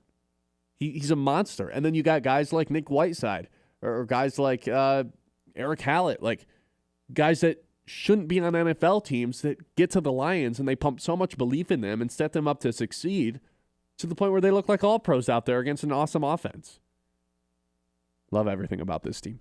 989-837-6125. It's the Ben Bosscher Show here on 100.9 The Minute. Well, episode number 100. If you haven't subscribed yet on YouTube, please do. We're trying to get to 600 by the end of the week, so it'd be awesome if you haven't already. Make sure to just hit that button. If you're in your car and you're not even listening on YouTube, just when you're done, go to the YouTube, hit that subscribe button. We'd appreciate it. Fastest growing sports talk show here in the great state of Michigan. 10 o'clock hour, as always, brought to you by Corning, a global leader in material science, right here in Midland. From the glass in your smartphone to innovations that power clean energy and advanced medicine, Corning is shaping the future, but it's not just about the technology, it's about the people. Corning invests in the community, supports local schools, and creates opportunities close to home. With a legacy of innovation and commitment to what's next, Corning is proud to call Midland a part of its story. Corning, creating life-changing innovations one breakthrough at a time. The Ben Bosscher Show, built by Bresky Siding and Building Repair on 100.9 The Mid.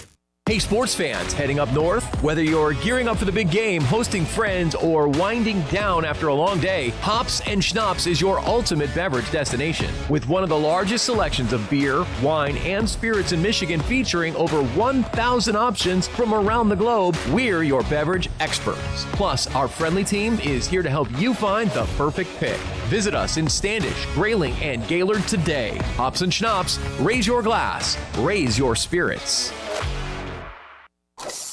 Hey, did you guys catch anything yet? Not a thing. Bummer, neither have we. I'm actually just about to head into town. I'm gonna go into Higher Standards Automotive. They got this award-winning service department with amazing technicians and this large parts department in case I want to fix it myself. They got the part there. Whatever. No, I'm serious, man. It's out there. Yeah, just like when you tried to convince me Bigfoot was real. Ray? Bigfoot's behind me, isn't he? Yeah, we got it.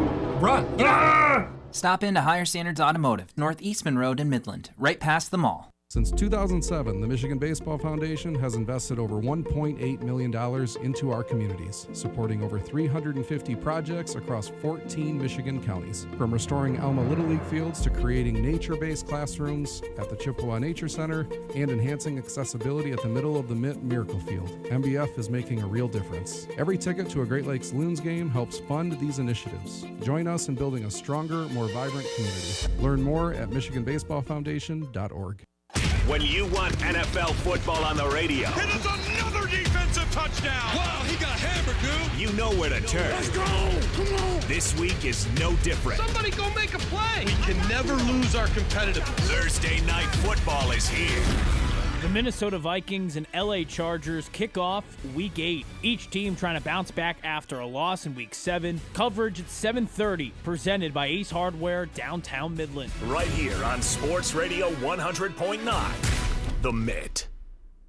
I'm Ben Bosscher, and here's what I think. I think we're nearing the end of the Jonathan Smith era at Michigan State. I think Scott Harris trading for a half dozen pitchers at the trade deadline is officially a failure considering how the season ended. I think the Detroit Lions are going to give the Packers an astronomical revenge whooping on Thanksgiving later this year. And I think you should listen to the Ben Bosscher Show, weekdays from 9 to noon, presented by Bresky Siding and Building Repair, if you agree or disagree with anything I just said. Scrolling? Make it count. Want local sports content that actually matters? Yeah. 100.9 The Mitt is loaded with local highlights, viral plays, breaking sports news, and takes you can't get enough of. It's hot. Follow us on Facebook, Instagram, TikTok, and YouTube today and you'll never be out of the loop on the Lions, Tigers, Pistons, Red Wings, Michigan, Michigan State, and even the biggest stories in high school sports in the Great Lakes Bay region. 100.9 The Myth, Mid-Michigan's sports leader. Timeout. All right. Remember, we're a team that plays together. Listen, the winning will take care of itself. We just have to get everyone involved. In interscholastic sports, we celebrate what makes every one of us unique. And in the pursuit of a common goal, everyone in the huddle, in the bleachers, and in the community comes together. This message presented by the MHSAA and the Michigan Interscholastic Athletic Administrators Association. The Ben Bosscher Show, built by Bresky Siding and Building Repair on 100.9 The Myth.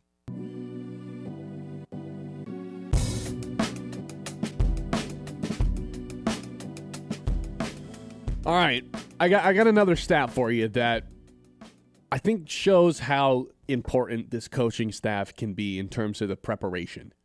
Welcome back into the Ben Bosscher Show, by the way, live on YouTube, Facebook, and 100.9 The Myth. So you know the Lions have won 5 straight Monday night games?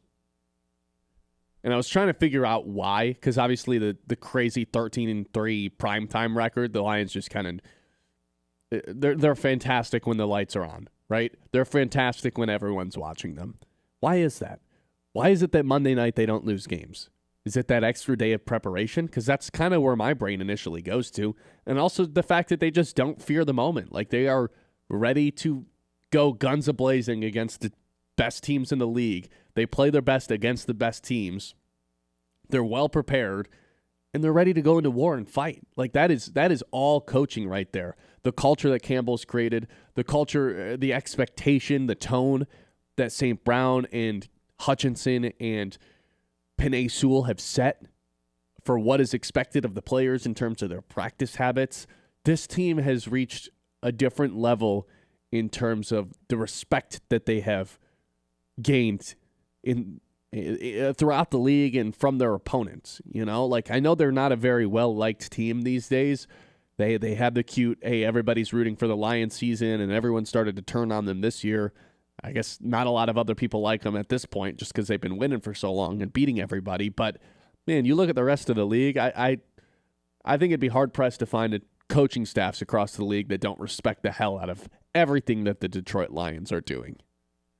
Of course. I mean, this has been well known for a while that this coaching staff is clearly one of the better in the league. We talked about this. Yeah, it totally has been. Because I still hear on a day-to-day basis, Dan Campbell doesn't know what he's doing, too many fourth-down calls, he's just a meathead. It's like that kind of stuff is old at this point. The coaching staff as a whole, though, I mean, we kind of debunked this whole all the new coordinators discussion like 2 weeks into the season, right? Right. I mean, that was just clearly a bunch of hearsay that everyone was worried about for essentially no reason. I mean, there was a reason behind it, but yeah, I mean, this is still, of course, this has got to be a coaching thing on the Monday Night Football. They get up for these games, man. It's not to say that they don't get up for the 1 o'clock games on Sunday, but something about being the lone island game on TV, it gives them a little bit extra spark when they probably don't even need it anyways, but it for sure helps. Because it does feel like when they play lesser opponents, well, I was going to say when they play lesser opponents, sometimes they play down to them, but just as much, if not more often, they just destroy them and hang 50 points on the scoreboard. But the one I always go back to is like, I don't know, I feel like the Bears have just played them really close over the past few seasons, but now that Ben Johnson's there, they actually have a reason to try to run up the scoreboard, and that's exactly what we saw in week 2. But in the past, before that, they've kind of, let the Bears hang around just because they've had a lack of motivation. You put that in a primetime game, and all of a sudden when the lights are on, they want to go out there and show that they're the best team because, well, I think they just have a ton of confidence in themselves that when you put in the preparation that they do, I think they really do believe that no one in the league has outworked them on a practice-to-practice, week-to-week, month-to-month basis, and it shows with confidence when they go out there and start balling. Yeah, last night was the prime example of that. Like, the fact that they are missing literally the entire starting secondary from week 1. And it seemed like it didn't skip a beat. Like if you didn't know who was out there and you were just like listening to the game or something or watching it without audio and you didn't know the players' numbers or anything, you would have not known that this was a bunch of backups out there. That goes to show that the preparation this coaching staff puts in, and it goes to show that the confidence that those guys have. Like imagine being some of those guys. Imagine being Arthur Maulet, who gets absolutely wrecked by, or no, it was Hallett, who gets wrecked by Rashad White on the first play of the game for the Bucs offensively. You're on Monday Night Football in Detroit wearing the black unis in your first ever real game getting defensive snaps. That is a huge pressure moment for a guy like that, playing against a really good offense and one of the best teams in the league in general in the Bucs. And it felt like none of those guys felt any of that pressure. They were actually built for it. They were ready to go. That's all because of the mentality that Dan Campbell, Kelvin Shepard, everybody, Brad Holmes involved, puts into these guys. It does not matter where you're coming from, what other team you've been on, how many snaps you've played this year. If you're suiting up in the Lions uniform on Monday Night Football, you are going to be ready to play and confident about it. Everybody had that. I remember not very long ago going to the only Monday night game I've ever been to in Ford Field. Stafford's still playing quarterback. You know who's in town? Sam Darnold and the New York Jets. You remember that game? Of course I remember that game. Week 1. They return the opening. No, they pick off Sam Darnold's first ever game. Yeah, 2018. First ever game he ever throws was a pick six. The Lions bring it back.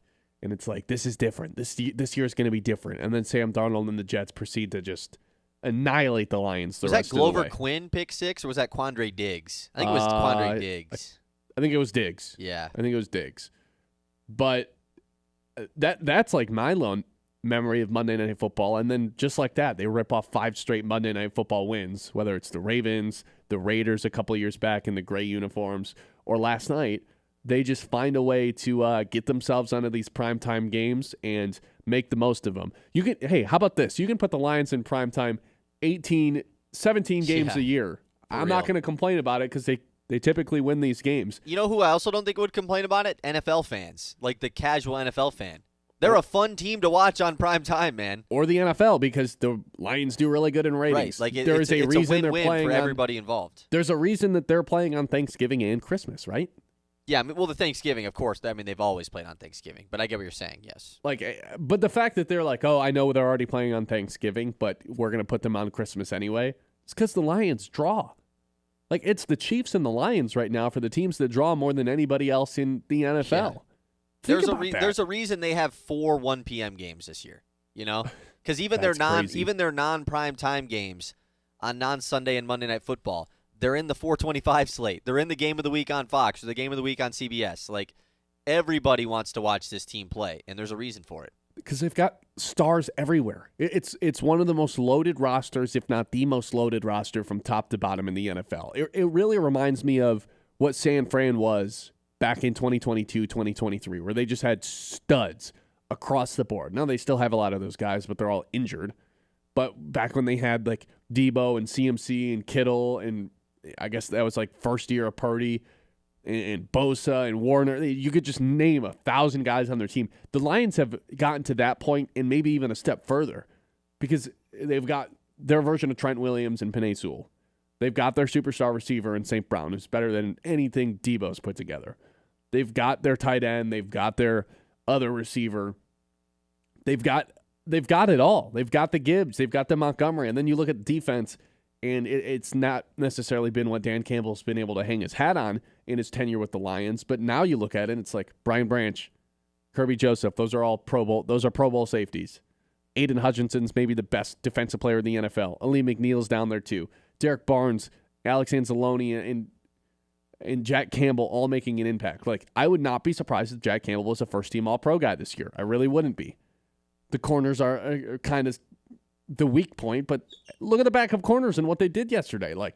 This is just a loaded roster. And again, I said it earlier, I saw it again. I think this is the best chance that the Lions are going to have to finally get this thing done. I've said that last couple of years, but man, they're playing better than they were last year.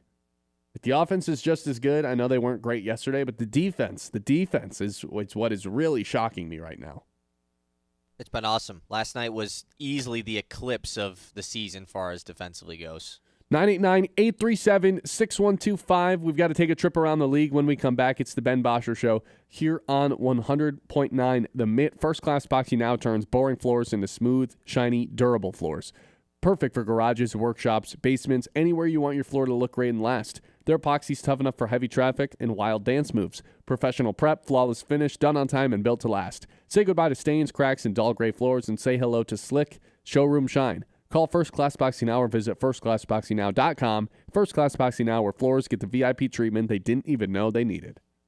The Ben Bosscher Show, built by Bresky Siding and Building Repair on 100.9 The Mid. At Tommy's Express, you can get your car clean, shiny and dry in just minutes. Our state-of-the-art eco-friendly wash delivers a spotless finish every time. With the Tommy Club app, enjoy unlimited washes or paper wash. Skip the line with license plate recognition and manage everything right from your phone. Fast, clean, and simple. Visit Tommy's Express today and see the difference. Text Clean Car to 86697 for a free works wash. Offer valid for new guests only. By participating, you consent to receive promotional information text from Tommy's Express. Message and data rates may apply. Message frequency varies. Tired of floors that snore? Walls that whisper, meh? Premier Tile in Midland is here to spice things up one tile at a time. They've got backsplash that'll make your pasta jealous. What? Shower walls that'll actually sing in the morning. And floors so fabulous, you'll consider eating dinner off them. Stylish, affordable, slightly obsessed with grout. Visit Premier Tile, located between Stark and Sturgeon, right off US 10, or at premiertilestone.com. Suit up, Sea Captain. At Dive and Glide in Midland, we've got all the gear you need to make a splash. Flippers that fit like a glove, masks that show you the underwater magic, and tanks ready to fuel your next adventure. Whether you're snorkeling the local lakes or dreaming of ocean depths, Dive and Glide has your back and your fins. Find us on Cambridge Street or swim over to diveandglideinc.com. Dive and Glide, making waves one splash at a time so you can dive deeper than ever before. For 100 years, Forward Energy has been more than just a home heat and fuel provider. We've been a part of your community, and you've been a part of our family through every storm, every season, and every moment. We've been right here, keeping you warm and safe. As your hometown energy provider, we deliver more than just propane. We deliver peace of mind with reliable service, quality you can count on, and a commitment to always being there when you need us most. Forward Energy, 100 years strong, fueled by family, powered by community. Local sports don't stop when the game ends, and neither do we. 100.9 The Mid is your digital home for the latest news across the state of Michigan. From high school to college and the pros, it's all on our socials. Follow us on Facebook, Instagram, TikTok, and YouTube. Just search 100.9 The Mid and join the squad. Stay locked in on the latest stats and stories with exclusive video takes from local talent. Sports Radio 100.9 The Mid. From Midland to Bay City, Saginaw to Sanford, from Frankenmuth, Freeland, and Hemlock to Auburn, Essexville, and Pinconning, 100.9 The Mid is the heartbeat of the Great Lakes Bay region, and proud of it. We're your home for local sports, local stories, and local pride. Whether you're in Birch Run, Beaverton, Gladwin, Chesaning, or Coleman, football, basketball, hockey, Spartans, NFL, Loons, all right here. 100.9 The Mid, Mid-Michigan's sports leader. High school sports don't just happen. There's a ton of work that goes into every single athletic event. And we have our school's athletic director to thank for a lot of it. Thank you. For scheduling officials, so I can always play the game I love. For ordering quality athletic equipment, so I can stay safe on the field. For mentoring my coaches, so they can be the best role models for me. For coordinating transportation, so I can get focused for the big game. For helping us develop character and learn lessons that will benefit us for the rest of our lives. Thank you to our AD for always creating a positive experience for us. We'll never forget it. From all of us at the NIAAA, thank you to every athletic administrator in Michigan for all you do to enrich the lives of your students. It does not go unnoticed. This message presented by the NIAAA, the National Interscholastic Athletic Administrators Association. The Ben Bosscher Show, built by Bresky Siding and Building Repair on 100.9 The Mid.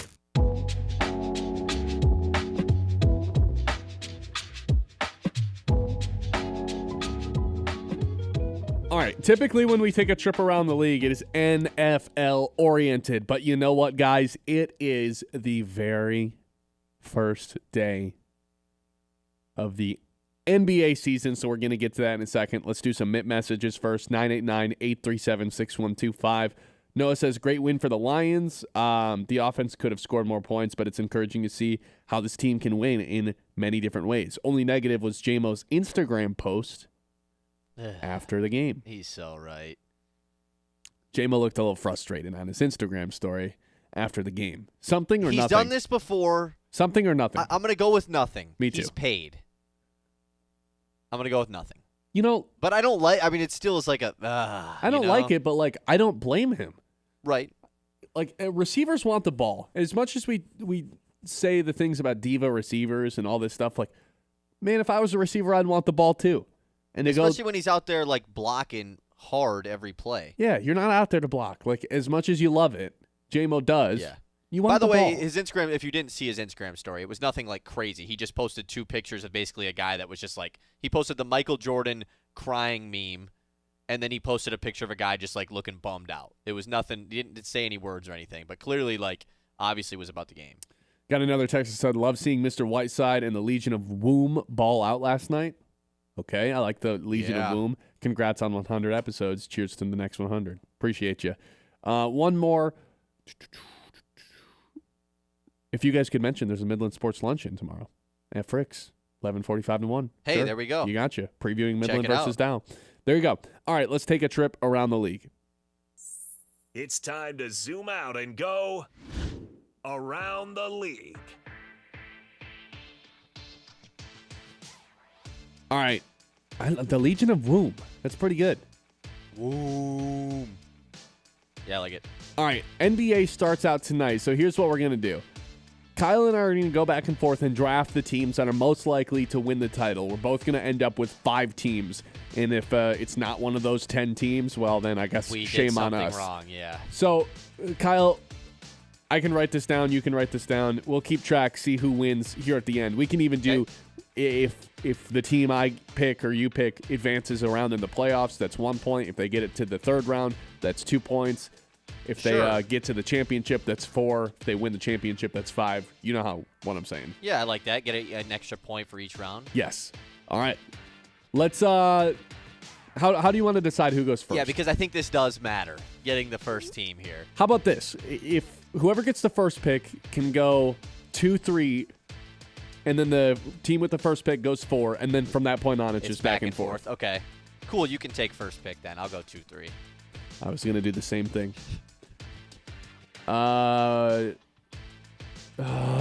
Give me OKC. I feel like I can't overthink this. There was another team that I really wanted to take, but OKC, they bring back all of their guys. They don't lose a single person. Everybody on the team gets a year older. Usually when teams win a championship, it's when they're peaking. These guys have not peaked yet. This is one of the best defensive teams in the history of the NBA last season. I don't have any reason to think that that's going to go backwards this year. It's guys that are hungry. Chet and Jalen Williams, near breakout seasons last year. I think those guys really come along as true all-stars this season, specifically Chet, maybe even in that Defensive Player of the Year conversation as well. And you've got Shai Gilgeous-Alexander, who's one of the 5 best players in the NBA. The depth on this team is unreal. They've got the pieces to maybe bring in one more player if they desire. Oklahoma City, 60-plus win team last year. I don't have any reason to think they won't be this year. Give me OKC as my first pick to win the NBA title. They probably are better than they were last year. You know, and I know we do this every offseason of like, oh, the reigning champ. Like, are they going to actually repeat this year? Because there hasn't been a repeat champion since the Warriors since 2017-18, which is crazy to think about. But this year is just, I mean, they're plus 200 to win the title. It's actually crazy. All right, my first pick, I'll take Denver. I think if anybody's going to beat OKC out west, it is the Nuggets. They took them to 7 games last year with truly a bad Denver team. Like, they just weren't very good outside of Jokic, and they've really improved their team this offseason, swapping out Cam Johnson for Michael Porter Jr., bringing Bruce Brown back, Jonas Valanciunas there off the bench. I really like this Denver squad this year, for sure the second-best team in the West. So I'll take them. I thought about taking both of the top 2 teams in the East because it feels like Cleveland and New York are clearly above everybody else as far as threat to win the finals, but that felt boring. So I'm going to take the one that I'm more confident in, which is the Cleveland Cavaliers. I think that the Cavs are my favorite to win it out of the East this season. It feels like this is the year where they finally are healthy in the playoffs, and I think Evan Mobley continues to improve year in, year out. He's one of the best defensive players in the league. Was the depoy last year, so yeah, give me the Cavs as my pick. Yeah, I'm gonna go with the Knicks. Yeah. It feels like the Knicks and the Cavs heading into this season are kind of levitating above everyone else in the East. Pistons, Orlando, the Celtics, the Bucks, all kind of clustered together. But those top two teams are above everybody else right now. That was the obvious pick. I really think, New York's probably going to be my pick to come out of the East this season. It feels like they're going to be able to put up points at will.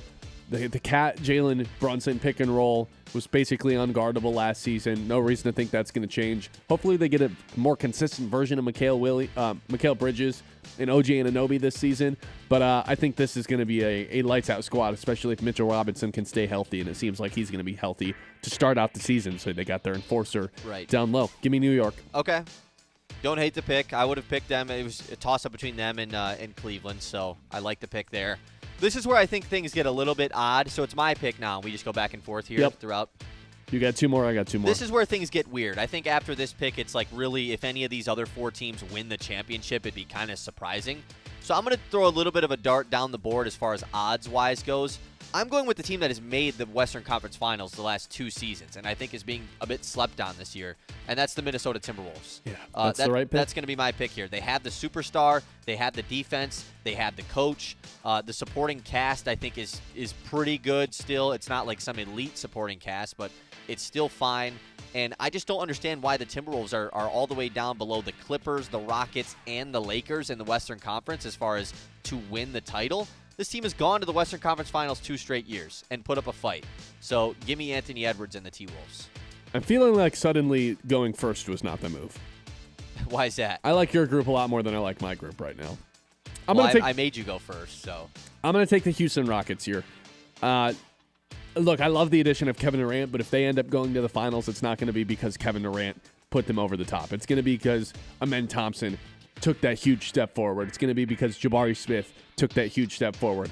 It's going to be because this is one of the best defensive teams in the NBA, similar to OKC. Right. For all the old heads out there that love to say that there's no defense in the NBA anymore, I got news for you, man. Oklahoma City is one of the best defensive teams in the NBA in its history, really. Even that Golden State team that ended up shooting a zillion threes, one of the best defensive teams we've seen in a long time. This Houston team is built on defense. They're built on being able to move the ball in transition. I'll take Houston here. Yeah, I'm just pretty worried about Fred VanVleet being injured. Who's going to play guard for this team outside of Amen Thompson, who's truly not been a guard so far in his career? Reed Shepherd. Okay. Interesting. We'll see if they make a move. Yeah, I mean, I don't mind it. Houston, their depth and defense is really good, so I don't mind the pick here. The depth is crazy. Probably who I would have taken. I still just don't think picking any of the East teams is the play, but at the end of the day, if we are getting points for advancing in the playoffs, I probably should go with an East team. I won't, though. Okay. I'm going right back to the West, and I'm skipping both of the LA teams. Look, I'm not falling into the Clippers trap again. Are the Clippers probably the best roster this season that they've had since the very first year of Kawhi and Paul George? Probably.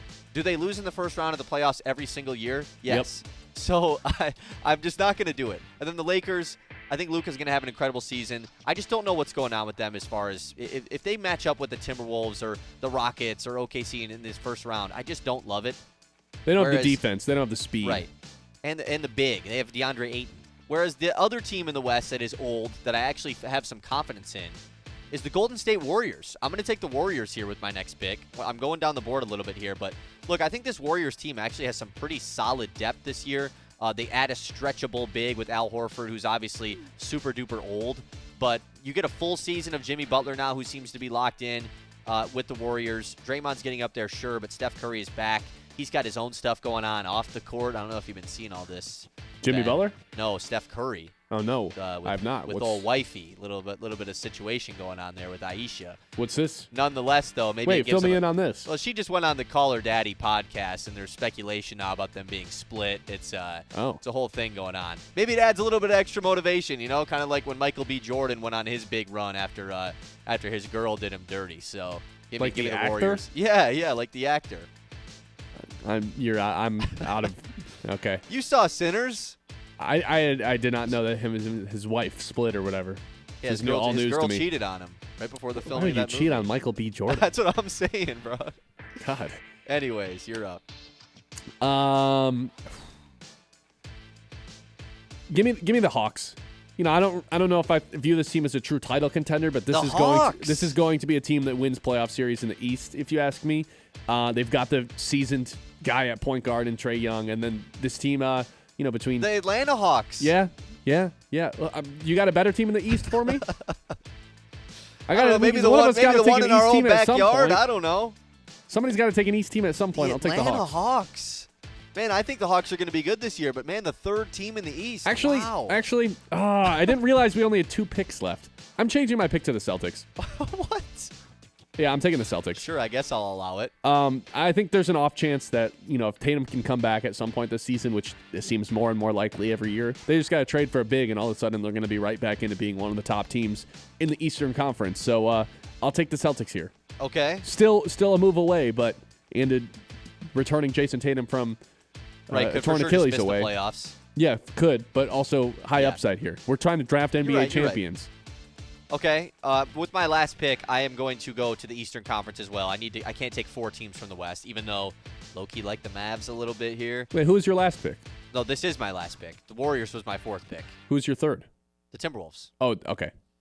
With my last pick, I'm going to throw a dart here. Look, it's still one of the best players in the NBA. I'll take the Milwaukee Bucks. I don't like their roster. They're for sure at least make the playoffs, and with Giannis in a playoff series, if he's healthy, even though he hasn't been, I will take the risk there. Okay, I'll take the Spurs. Wow, so no one takes the Pistons. No, I still think the Pistons no one are. takes the Lakers or the Clippers. I still think the Pistons are a year away from being like a real, true contender. Could they go on like a little Eastern Conference Finals run like the way the Pacers have done the last couple of years? Yeah, but give me Wemby. I want all my chips in that wagon. All right. That's around the league NBA edition with the NBA kicking off tonight. 989-837-6125. Hey, doing a little pinch hitting when we come back. It's the Ben Bosscher Show here on the MIT. The Greater Midland Community Center is your hub for health, wellness, and fun right in the heart of Midland. From fitness classes to open gym to swimming, youth sports, and family activities, there's something for everybody. Affordable memberships, expert staff, and a welcoming space for all ages and abilities. If you're hosting an event, ask about the rental spaces and full-service event support. Stay active, stay connected, all under one roof at Greater Midland Community Center. Learn more or sign up at greatermidland.org. The Ben Bosscher Show, built by Bresky Siding and Building Repair on 100.9 The Mid. At First Class Epoxy Floor and Counter, floors don't just get coated, they get a makeover. Epoxy's so tough, it shrugs off spills, stains, and even your wildest dance moves. Garages, workshops, anywhere you want a floor that's smooth, shiny, and just a little bit sassy, they handle it all with style. No more boring floors. Get ready to impress everyone who walks through the door. Slide into durability and flair. First Class Epoxy Floor and Counter, where your floors get the VIP treatment they didn't know they needed. Midland Eye Care wants you to know the pervasive use of technology can lead to digital eye strain, burning or tired eyes, headaches, fatigue, loss of focus, blurred or double vision. Overexposure light from electronic devices may also increase the likelihood of developing serious eye conditions such as age-related macular degeneration. To give your eyes a rest, remember 20-20-20. Every 20 minutes, take a 20-second break and look at something 20 feet away. This message brought to you by Midland Eye Care, your vision source on Eastman Road in Midland, on Cedar and Gladwin, and now on East Washington in Freeland. Hey Midland, join the Silver Sneakers and Renew Active programs at the Midland Community Center, where fitness for seniors is fun and free. With Silver Sneakers and Renew Active, seniors 65 and older enjoy access to Greater Midland Community Center, North Family Center, and Coleman Family Center, all at no extra cost with eligible Medicare Advantage plans. Dive into all group fitness classes, exclusive Silver Sneakers classes, and our Greater Midland Walking Club. Get moving with Silver Sneakers and Renew Active at the Midland Community Center. Fueled by wonder and powered by science.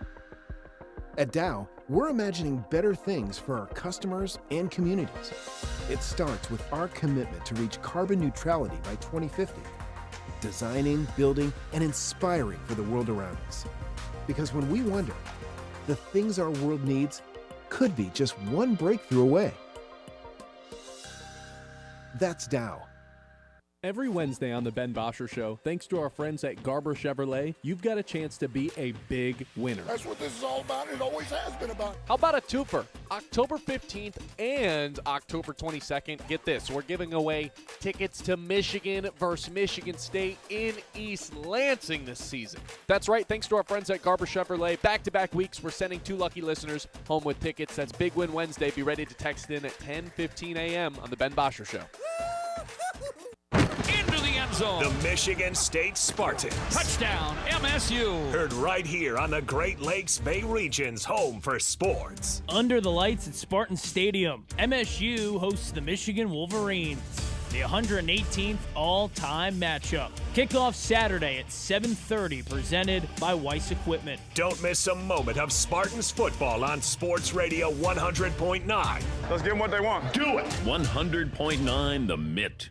From Midland to Bay City, Saginaw to Sanford, from Frankenmuth, Freeland, and Hemlock to Auburn, Essexville, and Pinconning, 100.9 The Mid is the heartbeat of the Great Lakes Bay region, and proud of it. We're your home for local sports, local stories, and local pride. Whether you're in Birch Run, Beaverton, Gladwin, Chesaning, or Coleman, football, basketball, hockey, Spartans, NFL, Loons, all right here. 100.9 The Mitt, Mid-Michigan's sports leader. You want sports takes? You want local voices that own the mic? Yeah. We've got them on Sports Radio 100.9 The Mitt. It kicks off at 6 a.m. with Anthony Bellino on Spin on Sports. Rise and shine. From 9 to noon, don't miss Michigan's newest sports show, The Ben Bosscher Show. Hey, remember that. At noon, you get America's smartest sports takes, The Herd with Colin Cowherd. I want Shador to play. And at 3, the one and only Bill Simonson and The Huge Show. This is where real fans stay locked in.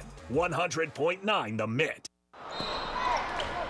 Have you noticed bad behavior has become normalized at interscholastic athletic events? Some fans seem angry. They lack civility toward one another. Some even get aggressive and unruly. Time out! What is going on? This has to stop. Let's not forget, school sports aren't just about winning. And they're definitely not an excuse to take your frustrations out on the official or the opponent. They're about teaching lessons like perseverance, respect, and empathy, so students can learn and grow as people, not just as players. We all have a role to play in setting a good example for our students and teaching them these important values. So fans, it's time to step up your game and behave positively at interscholastic athletic events in Michigan. This message presented by the MHSAA and the Michigan Interscholastic Athletic Administrators Association. The Ben Bosscher Show, built by Bresky Siding and Building Repair on 100.9 The Mid.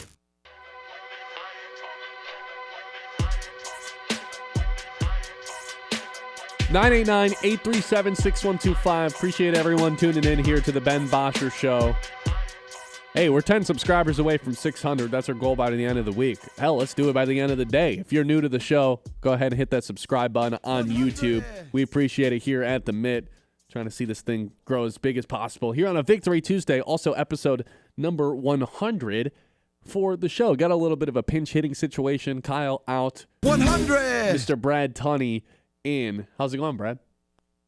I'm good, dude. How are you? I'm good, especially after last night. The Lions defense, to me, is this is something, a thought that we shared going into the season, that this has potential to be one of the best units in the NFL, like a top 5 group by the end of the season. And they didn't get off to the start that I necessarily anticipated. But now that Ali McNeil's back, you saw that impact immediately. Even though he only has 1 tackle that shows up on the box score, also has a tipped pass at the line of scrimmage. Hutchinson has 11 pressures. Muhammad has 9 pressures. Like, that to me is Ali McNeil coming in, drawing double teams, drawing a ton of attention, and freeing up the guys that are surrounding him, and that's with a backup secondary. I feel like our prediction of this maybe being a top 5 unit and one of the best in the NFL wasn't necessarily wrong. We were just a little early to the camp. And I'd rather be early than late. Yeah, I was going to say, and I think it's I think we've seen a couple of examples of both sides of this, right? Like yesterday was a game that we can point to the defense as being the stalwart of what won that game. I full well did not expect that game to be as far under. I know you two were talking yesterday that like you were smashing overs in that game, right? Yes. I thought this was going to be a shootout. And what prevented that shootout was specifically the Lions' defense. I don't think you can even really point to Tampa Bay's injuries on offense as being the reason why. I know Egbuka was like, obviously, he was not 100%. He did not have the target share that he typically would in this game. Mike Evans goes out early. Still no Chris Godwin. Still no Bucky Irving. Injuries on their offensive line. All that being said, like they've had injuries the last couple of weeks and have been one of the top passing offenses in football. Your secondary's depleted. Yesterday, to me, and I don't want to like fall into this trap of saying, well, the defense is certainly better than the offense. I still think it's a team built on the offense. I think there are more blue chippers on the offense. I think we've seen now for a year and a half that the offense stays more healthy, which I don't think is a trend that should just be looked over. Like that's something about this defense, that they're not healthy consistently. You hope they are post-bye and into the postseason, because we saw how it affected them last year, but I still think it's a team built on the offense. Yeah, I've had a bunch of debates with this with some of my buddies on some text threads of like, why is it that this Lions defense can't stay healthy? Is it the personnel? Is it the scheme? Is it how physical they play? And I think it's probably a combination of a bunch of those things. I mean, you've brought up their practice habits though, right? It's just how aggressive they are. Yeah. Here and there. I will say, like, I'd like to dismiss anyone who thinks it's the trainers. Like, that to me is ludicrous. Yep. I think if anything, it's how physical they play on defense and how much they ask of their secondary specifically, because that seems to be the unit that's always banged up, of all this man coverage. It's just a lot of wear and tear on the body compared to a Vic Fangio system where it's like, hey, just don't let anything deep, keep everything in front of you. I think they just physically ask a lot of their guys, and you throw that into consideration with how aggressive they are in the run game and how physically active they are, and how aggressive they are. I think you're just bound to have a couple more injuries. But now I'm looking at it, and you mentioned the blue chippers. Jack Campbell is like officially a blue chipper to me. Yeah. Obviously goes without saying Hutchinson is. Both the safeties are. And, I know it's one game, but 45 snaps last night for Lee McNeil. He looked like a blue chip player out there too. I know he doesn't fill up the box score, but you see the impact that he has out there. This defense is like very close to the offense to me now. Do we have the PFF grades from last night yet? They're not official. They haven't come out yet. Okay. But the unofficial one is 11 pressures for Aiden Hutchinson, if that's what you were wondering. I was like thinking of scores for Lee McNeil and just let me double check that they're not out yet. But you see it really early on in that game of how dominant, he just bull rushes some of these guys, and it's like they collapse the pocket. Baker Mayfield doesn't even attempt to rush the ball once yesterday after kind of just being dominant. Oh, the grades are out. They're not as great as I thought they'd be, honestly. Ali McNeil is a 59.7 PFF grade, which is mediocre at best. But yeah. I don't know, man. He passed the eye test. This is one of those things where it's like, I don't really care what the PFF grade says. 5 pressures, you'll take that from the interior spot every day. It's him drawing the double teams. It's so big to me. Yes, it's the real estate that he consumes in my mind. He was noticeable on the television screen last night, I think, is at the bare minimum for a guy returning from the injury that he had. Specifically early. Yes, yeah. And noticeable because you were kind of watching for him, but noticeable in a way that he was taking up space as he should. He was getting by initial lines, meaning like it felt like he was in the backfield a little bit, which is not really an expectation for a nose the way he plays. So, yeah, I like it. It started to be a little bit of an expectation before he got hurt last year, though, with how much he was pressuring the quarterback. He's like a little dancing grizzly bear in that way. And the thing that I was texting some people with last night that was like, hey, imagine like against Philly when everyone's healthy, or a goal line package of Ali McNeil, DJ Reader, like you can throw in Tyleik Williams, like those 3 guys all in the middle, and then an Aiden Hutchinson, Davenport when he's healthy, and then you can throw 4 linebackers out there in Campbell, Anzalone, Malcolm Rodriguez once he comes back, and then a Derek Barnes as well. Like all of a sudden the Lions are maybe more well-equipped to stop that tush push or that Philly, rushing attack in general on a goal line look more than anybody in the NFL with how many guys they have up front. Because now Tyleik Williams is almost like, I don't even know. He's like an extra little guy to have that's rotating in and can probably maximize his snaps. Not that he's been bad at all. He's been awesome for what they've asked him to do. But now that McNeil's back and Tyleik Williams is almost like a little cherry on top of a guy that can come in and You can get DJ Reader's snap count a little bit lower just because of his age and size. I think this defensive line is just as good as any unit in the NFL. Well, when it was all pulled in together like this, and you saw the personnel, obviously the Aleem injury last year was the question mark that prevented it from being at full strength. But yeah, I mean, when's the last time you guys brought up, well, who's rushing opposite of Hutch? Does it matter? Well, that's what I'm saying. You remember when that was the biggest question leading into the season, when that kept us up at night, when that led shows? I'll remember. It doesn't matter anymore. Because you have Aleem McNeil. Well, and in particular, the rest of the defense is stronger than we thought. You need a secondary, a rusher opposite of Hutch when you feel like the secondary might be a little suspect. You need to get there a little quicker because your corners are not great. And they've stood on their heads so far. I look at the schedule so far and think, what side of the football has won more games right now? I think the Chicago game was clearly evident that the offense was a better unit. The Baltimore win was a shootout. Cleveland's one of the best defenses in football. You hang 34 on them. Cincinnati, bit of a shootout, 37 in that game. The offense has done better, other than the recency bias of yesterday, in that the defense had maybe one of their best performances in the Dan Campbell era in terms of what was at stake, right? All the second-unit players, return of Aleem McNeil, MVP candidate on the other side, home Monday Night Football game going into the bye, and the defense was the unit. I might push back on the Ravens game because they did a really good job against Lamar, and it's impossible to shut him down anyway. But yeah, defense kind of thriving right now. Ben Bosscher Show live right here on 100.9 The Ben Bosscher Show, built by Bresky Siding and Building Repair on 100.9 The Myth. Ugh, the outside of my house needs a total makeover. The siding is faded, the gutters are falling off, and the roof is leaking. What is that falling from the sky? Super Bresky! Who are you? Super Bresky! Excuse me? I'm here to tell you, Bresky Siding and Building Repair can fix your house in no time. All you have to do is call my dad, and your house will look as good as new. Call me, Derek Bresky, at Bresky Siding and Building Repair today. The high school football game of the week, presented by the Forward Corporation. The rivalry dating back to 1970. It's the Dow Chargers versus the Midland Chemics. The Chemics need a win to make the postseason. Chargers win. It's 8-1 in the regular season, first time since 2016. Midland, Dow, pregame at 6:50 Friday night.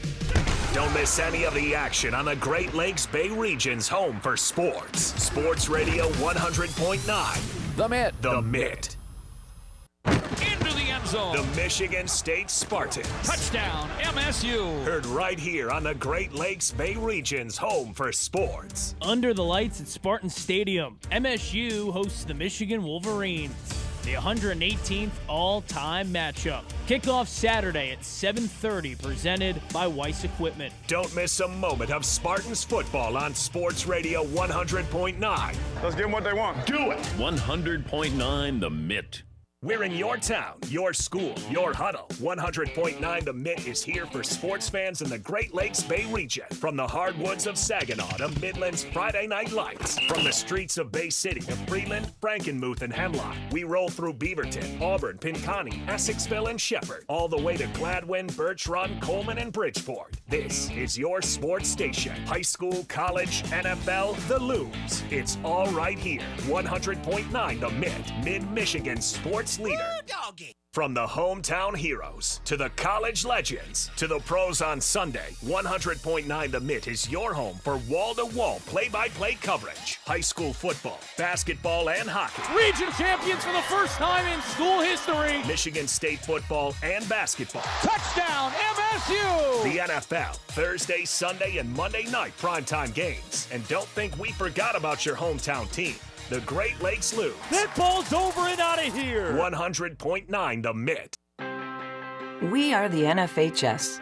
That stands for the National Federation of State High School Associations.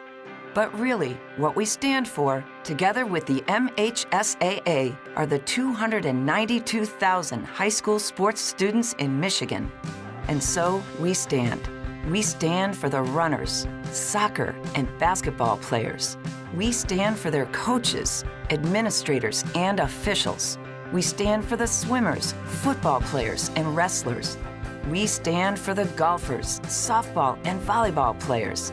We stand as the national leader and advocate for high school athletics and all who participate in them and make them possible, because it is our purpose to ensure that high school students get to play, perform, and compete together. To learn more about who we are and what we stand for, visit nfhs.org. From the Blazy Electric Studios, this is Sports Radio 100.9 The Mitt.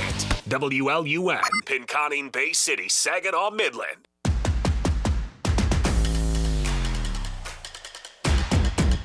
All right, welcome back in. Hour number 3, the 11 o'clock hour, brought to you by Yater Insurance Group. It's the Ben Bosscher Show here on 100.9 The Mitt, live on YouTube. Appreciate everyone listening on there. We are 8 subs away from 600.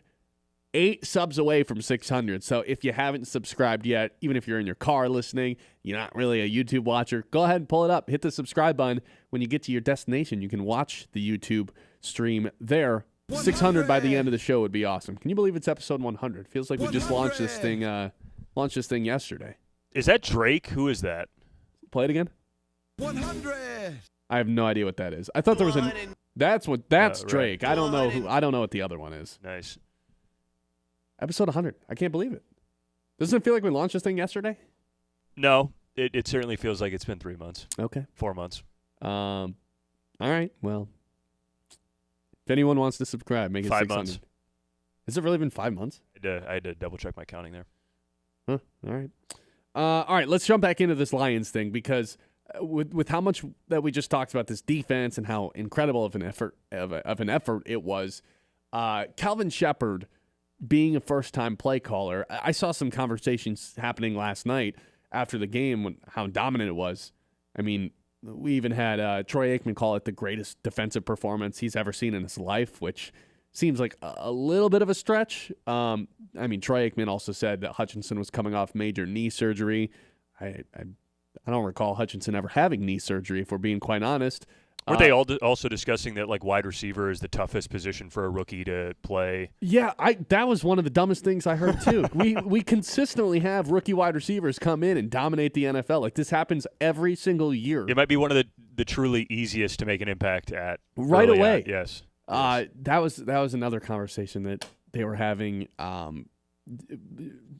Joe Buck just throwing the Tigers under the bus like right away in the Monday Night Football Open was insane. And there was one other thing that Aikman said that I couldn't. Oh yeah, a really good insight here when he said Jared Goff not really known for being a runner. Thank you. Yes, thank God that we have Troy Aikman. We're learning more and more. But yeah, he called it one of the greatest performances he's ever seen, and which again was I thought a little bit of a hyperbole.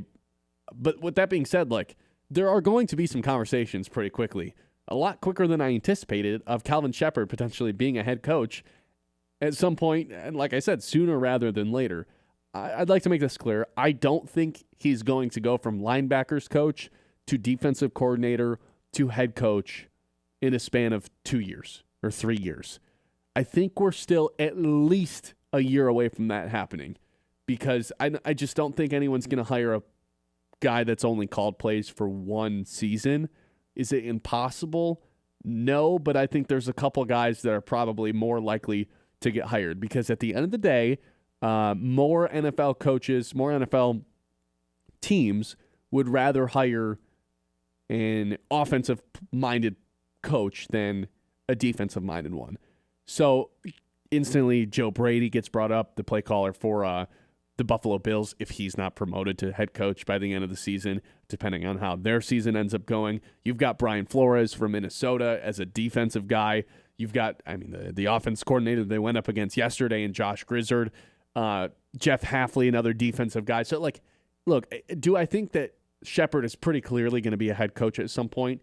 Yes, but even with the defensive guys, it feels like there's a handful that might be in front of him to be hired. I think the most likely guy to be hired is honestly Cliff Kingsbury getting a second chance at some point because obviously that was a failed experiment in Arizona. But now that he's got this Washington thing under his belt, I wouldn't be surprised if another coach or another team wanted to give him a second opportunity to come try to run an offense. Also, Jesse Minter as a defensive guy, who Michigan fans know very well. Like there's a handful of awesome defensive play callers. Calvin Shepard's just one of them. And if a coach is really trying to prioritize resetting the culture, maybe that's one thing, but that hasn't really worked so far in New York. So I guess here's to sum it up. I think Calvin Shepard is going to be, poached at some point. I still think we are at least another year away from that happening. So I'm not all that worried about that. But it was a conversation I saw happening last night towards the end of the game, and I wanted to kind of put that to bed, but also acknowledge how awesome he was. Yeah, I agree with you. I think it'd be a quick turnaround. I also we're not even halfway through the NFL season. I guess we're at the halfway point for the most part. I don't really see that many job openings as of now. Well, there's one open at the moment. Correct. Mike McDaniel's a ticking time bomb. Correct. There's 2. And who's the other one? Maybe Aaron Glenn? Yeah, I really don't think Glenn's going to get let go, though. You go 2 and 15? Then what? I don't know. I don't think – I guess if they get to there, I guess maybe my opinion will change on it. But I always thought they were going to give him a pretty long leash. That's ultimately the question. As of now, and I know things will change. Giants could lose out.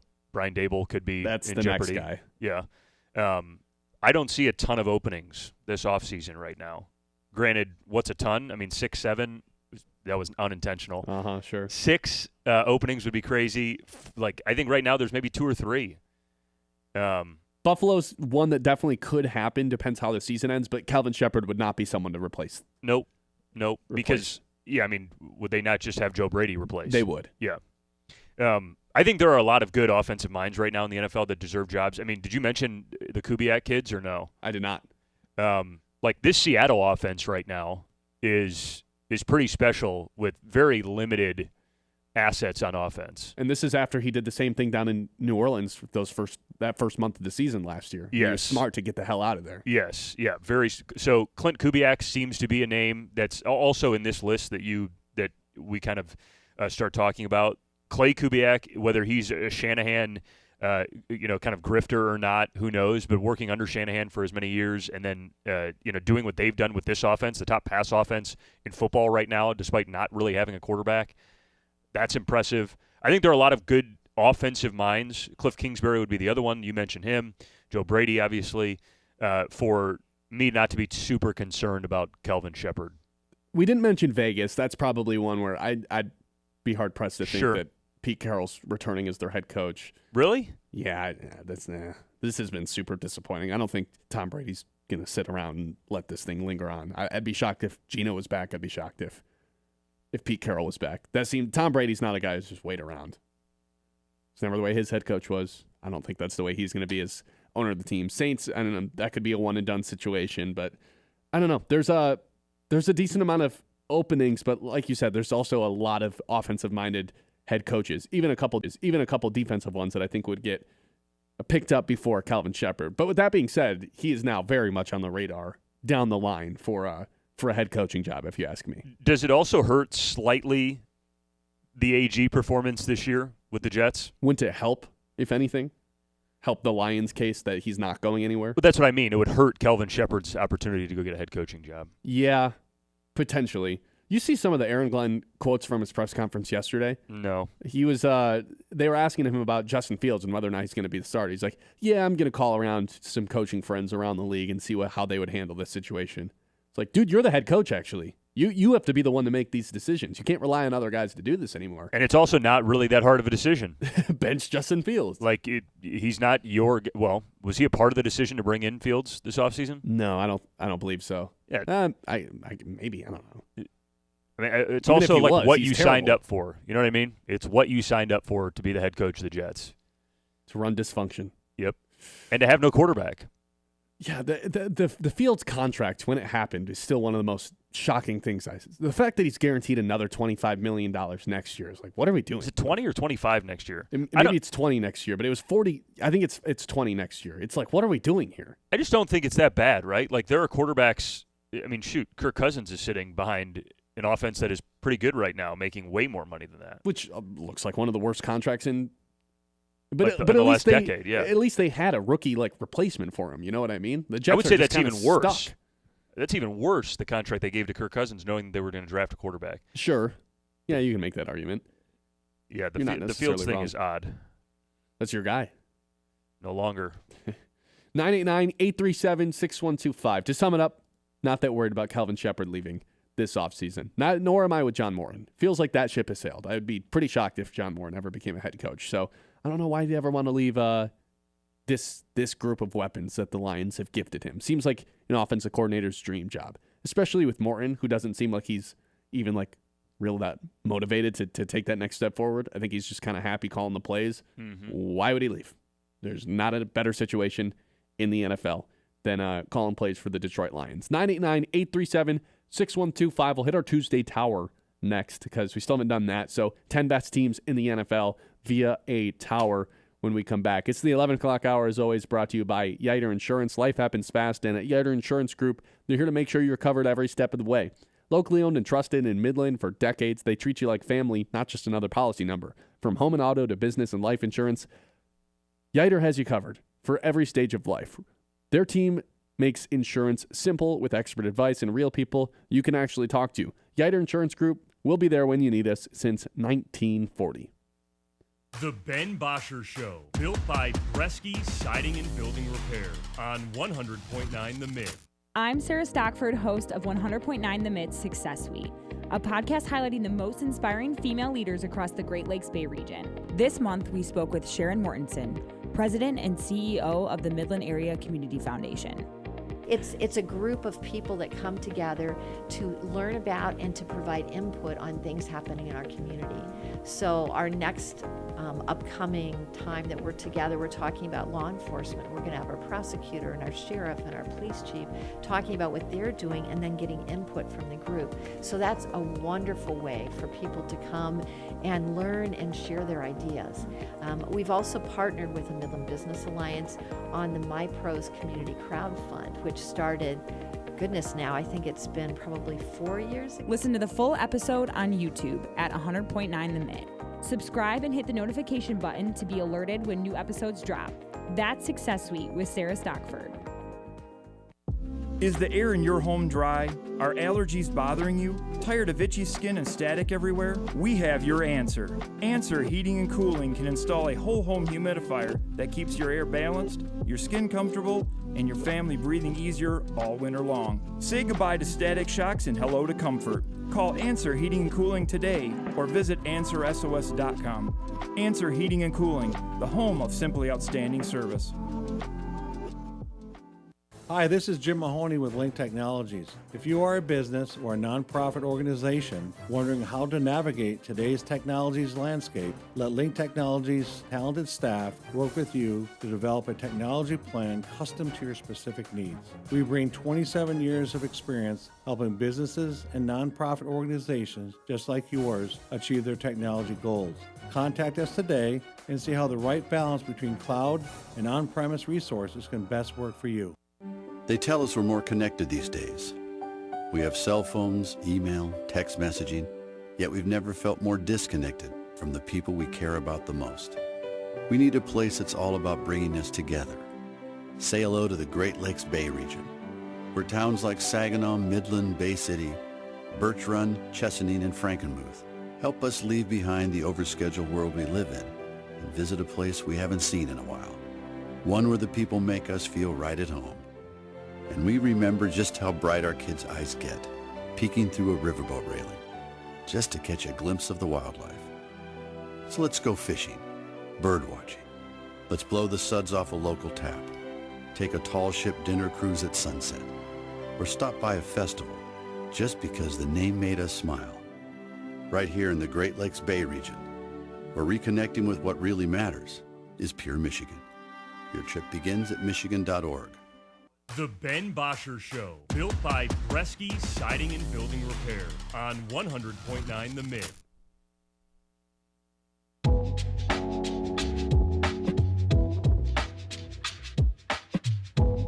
All right, it's one of my favorite traditions that we have. Every Tuesday, top 10 teams in the NFL via a tower. We call it the Tuesday Tower. So without further ado, Brad, go ahead and throw that graphic up for the people on YouTube to see. Not a ton of changes from last week in this week's rendition of the Tuesday Tower. We do say hello to the Denver Broncos and goodbye to the Washington Commanders, who are no longer.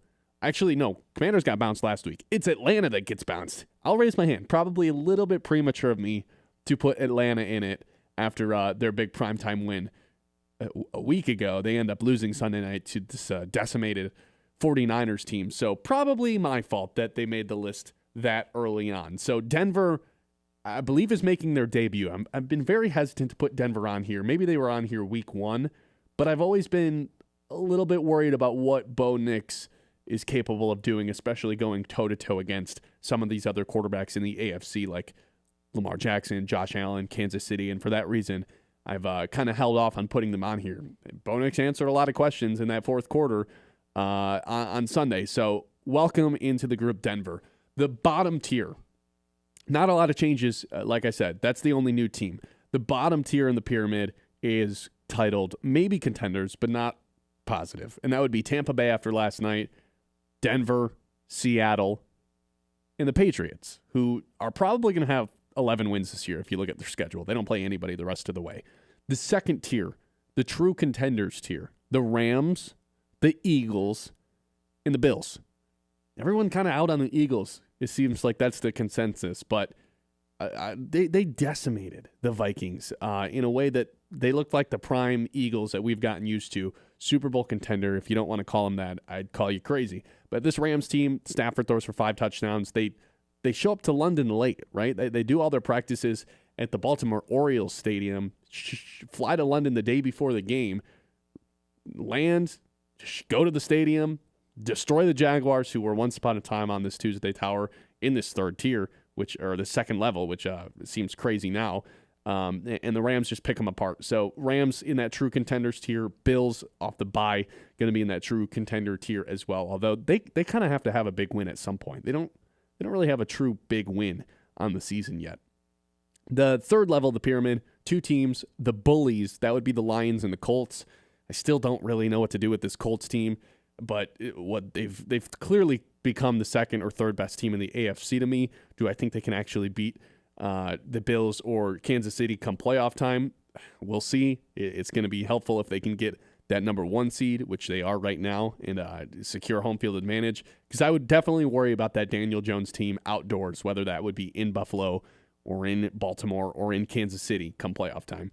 And then the team at the top, the super scary team, that's the name of the tier, it's Kansas City, who just, they feel like maybe the best version of themselves, at least the most versatile, right? We've got Mahomes taking all these deep shots like it's 2018 again, using his legs more than he ever has in his entire career, and, of course, being able to dink and dunk. However they want to beat you, it feels like they can beat you in that way. And with Rashee Rice back, this feels like head and shoulders the best team in the NFL right now. So Chiefs at the top, Lions and Colts in the second tier, the bullies. The true contenders, the Rams, the Eagles, and the Bills.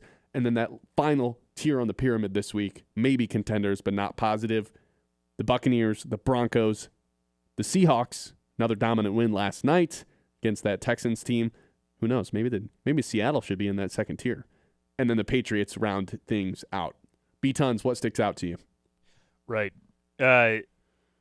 This tells me, or it's just for labeling purposes, you're telling me Colts, Bills right now, you're taking the Colts. Neutral site. They've just been the better team. I think they've earned the spot on the second tier. Now, neutral site head-to-head, that's tough. Is it indoors or outdoors? I think that's pretty much determining what I'm picking here. Let's say it's in Indy. I think Indy might be favored.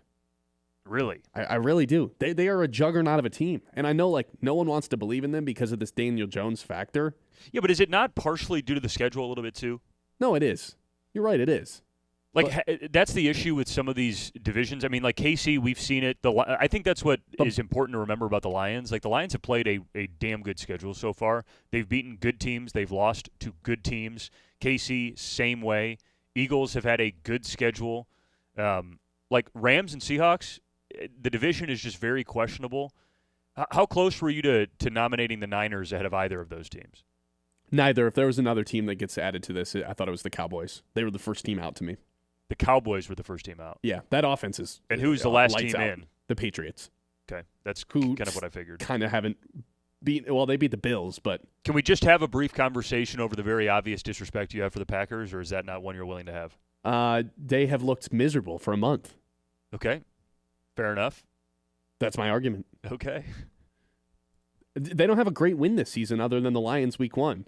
And then week 2, they kind of beat up on that Washington team, but it turns out Washington's not nearly as good as we thought they were. Outside of week 1, they're kind of hanging their hat on nothing.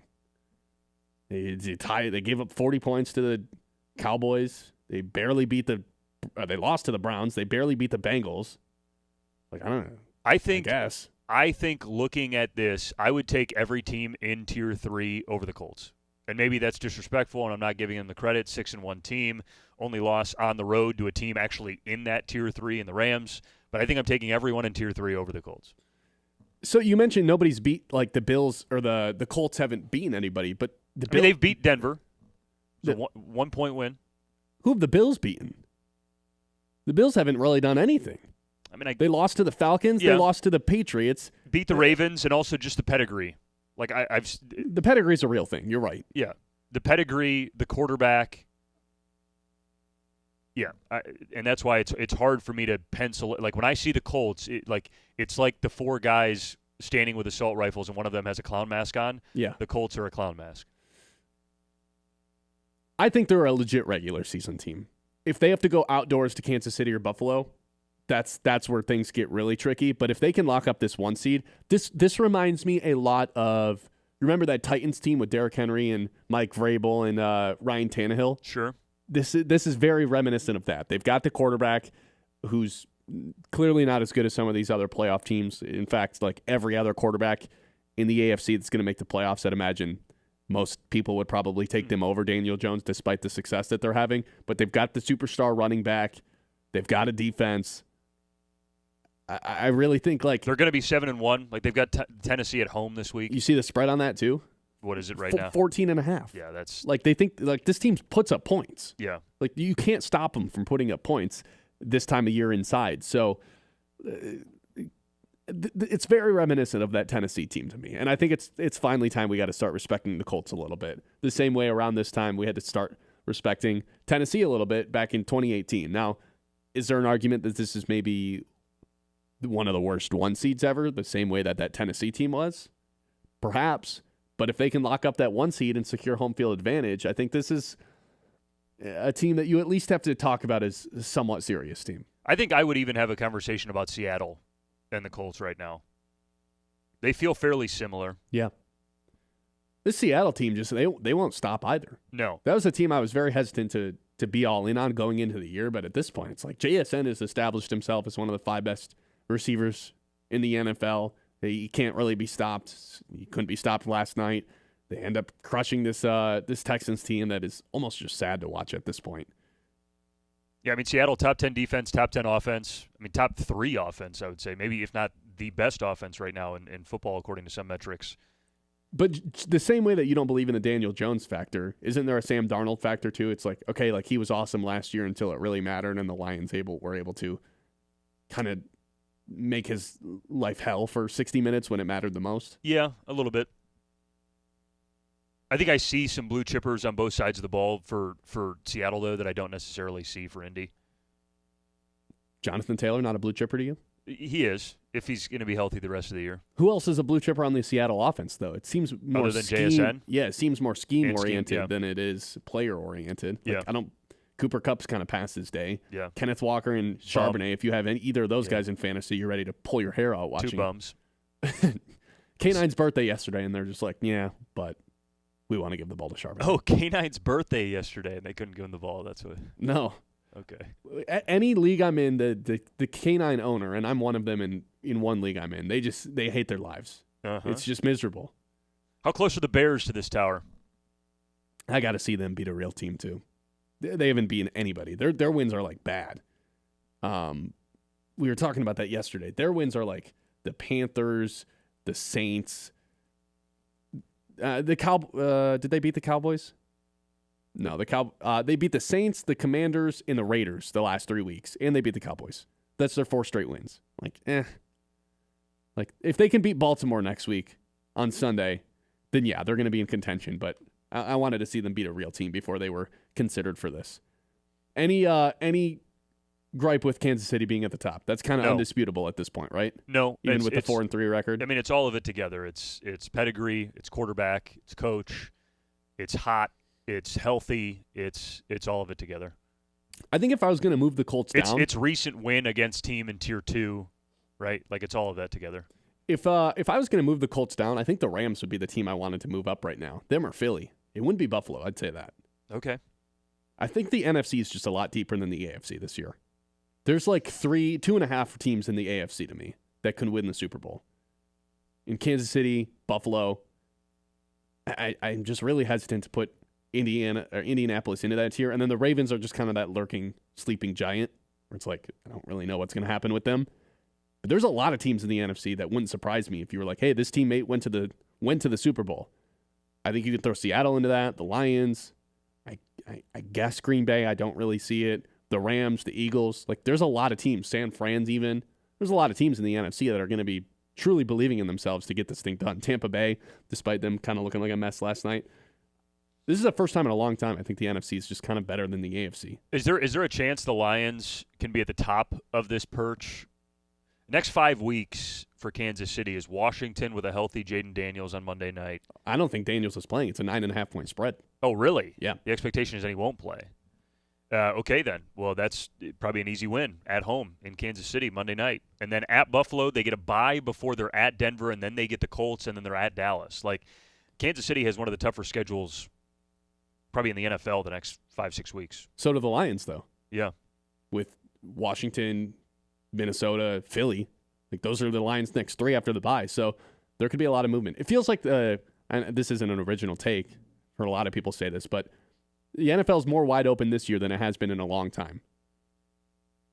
It's not like there's 1 or 2 teams that are like levitating above everybody else. It's Kansas City, but it's not like they're, I don't know, I kind of think they're closer to that than not. But there's a lot of teams in that next group.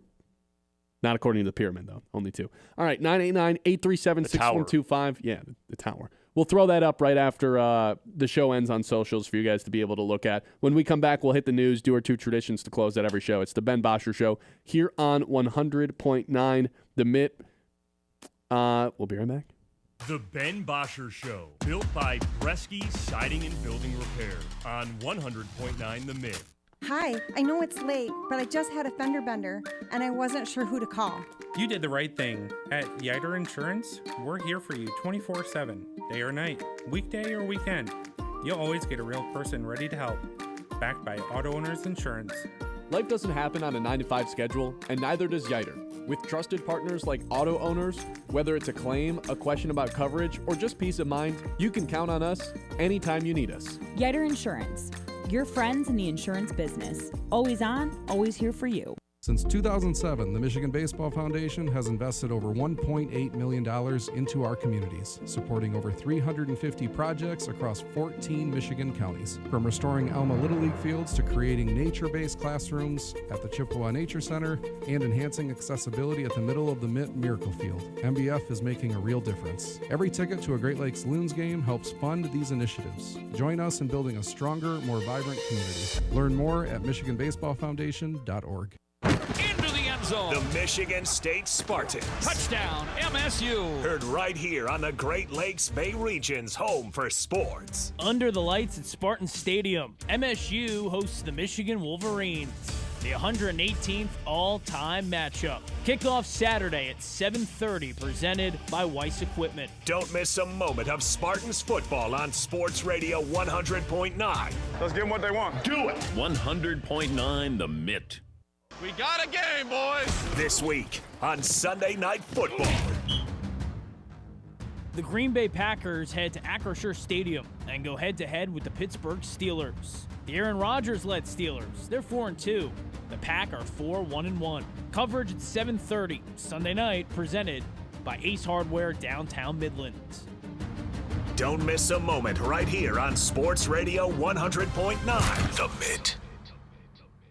Hey, I'm Ben Bosscher. And I'm Kyle Sandel. And the two of us are live every weekday on 100.9 The Mitt at 9 a.m. until noon, giving you opinions on the teams that you care about the most. The Lions, Tigers, Red Wings, Pistons, those teams. And a whole lot more. Whether we're breaking down a game from the night before, debating the biggest news from the day, or doing a draft or spread picks, we're always having fun. I mean, come on, it's our job to talk about sports. How could we not be having fun? So if the big games aren't enough for you, if you're a real diehard fan, this show is going to be perfect for you. You can count on us to be your morning sports outlet every day. The Ben Bosscher Show with Ben Bosscher and Kyle Sandel on 100.9 The Mitt. You want sports takes? You want local voices that own the mic? Yeah. We've got them on Sports Radio 100.9 The Mitt. It kicks off at 6 a.m. with Anthony Bellino on Spin on Sports. Rise and shine. From 9 to noon, don't miss Michigan's newest sports show, The Ben Bosscher Show. Hey, remember that. At noon, you get America's smartest sports takes, The Herd with Colin Cowherd. I want Shador to play. And at 3, the one and only Bill Simonson and The Huge Show. This is where real fans stay locked in. 100.9 The Mitt. Let's pick out a good wine. Let's discover a new taste from a new place. Let's meet the people who handpick the grapes in places dedicated to the craft, in a land that only knows one way to grow things, rich and full. Welcome to Michigan, where the 4 seasons and 4 Great Lakes smile on the winemaker, where the quality of the wine is exceeded only by the warmth of the greeting waiting for us. And with more than 90 wineries, covering more than 13,000 acres, the harvest has never been better. So let's wander through lush vineyards, discover hidden treasures in vast cellars, and renew ourselves in comfortable tasting rooms. Let's all raise a glass. Let's gather our closest friends and become even closer. Because taking time to toast the beauty and bounty of life is pure Michigan. Your trip begins at michigan.org. The Ben Bosscher Show, built by Bresky Siding and Building Repair on 100.9 The Mitt.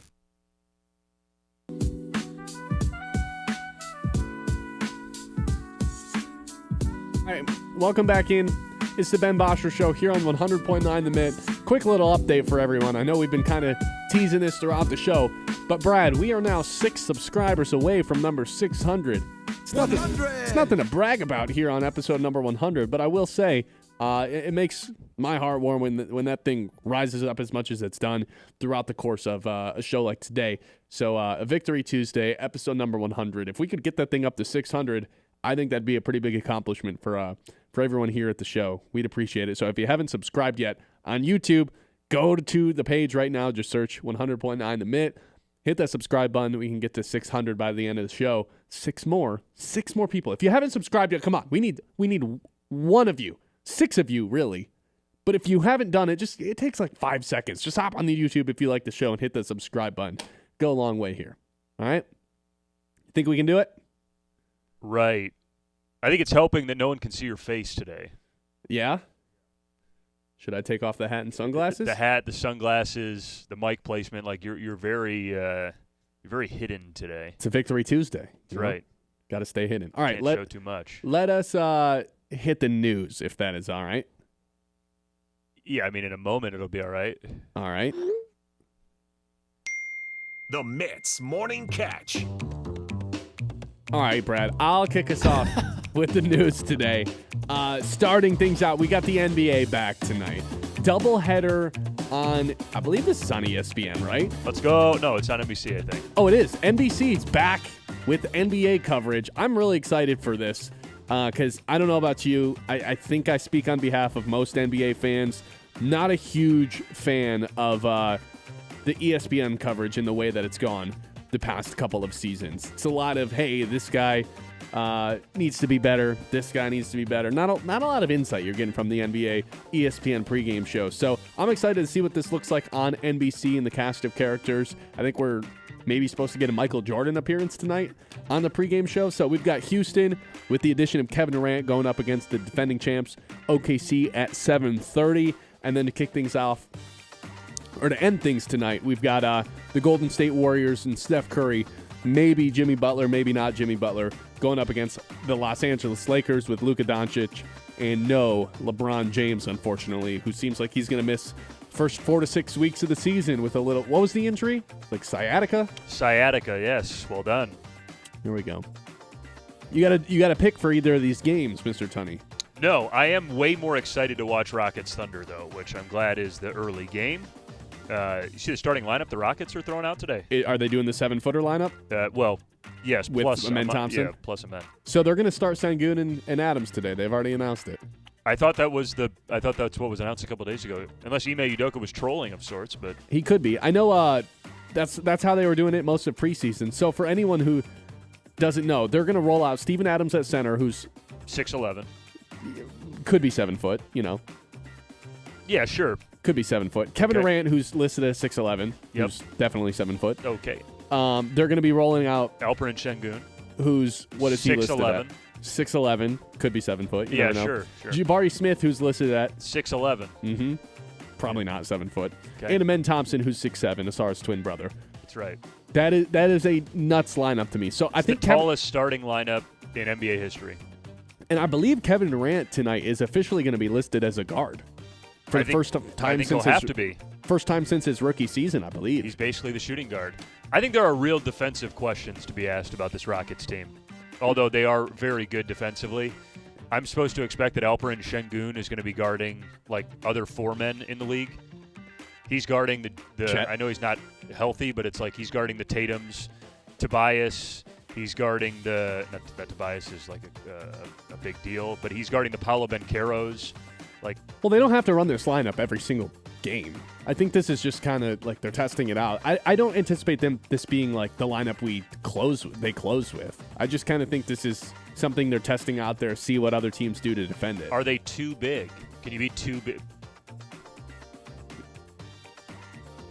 I don't know.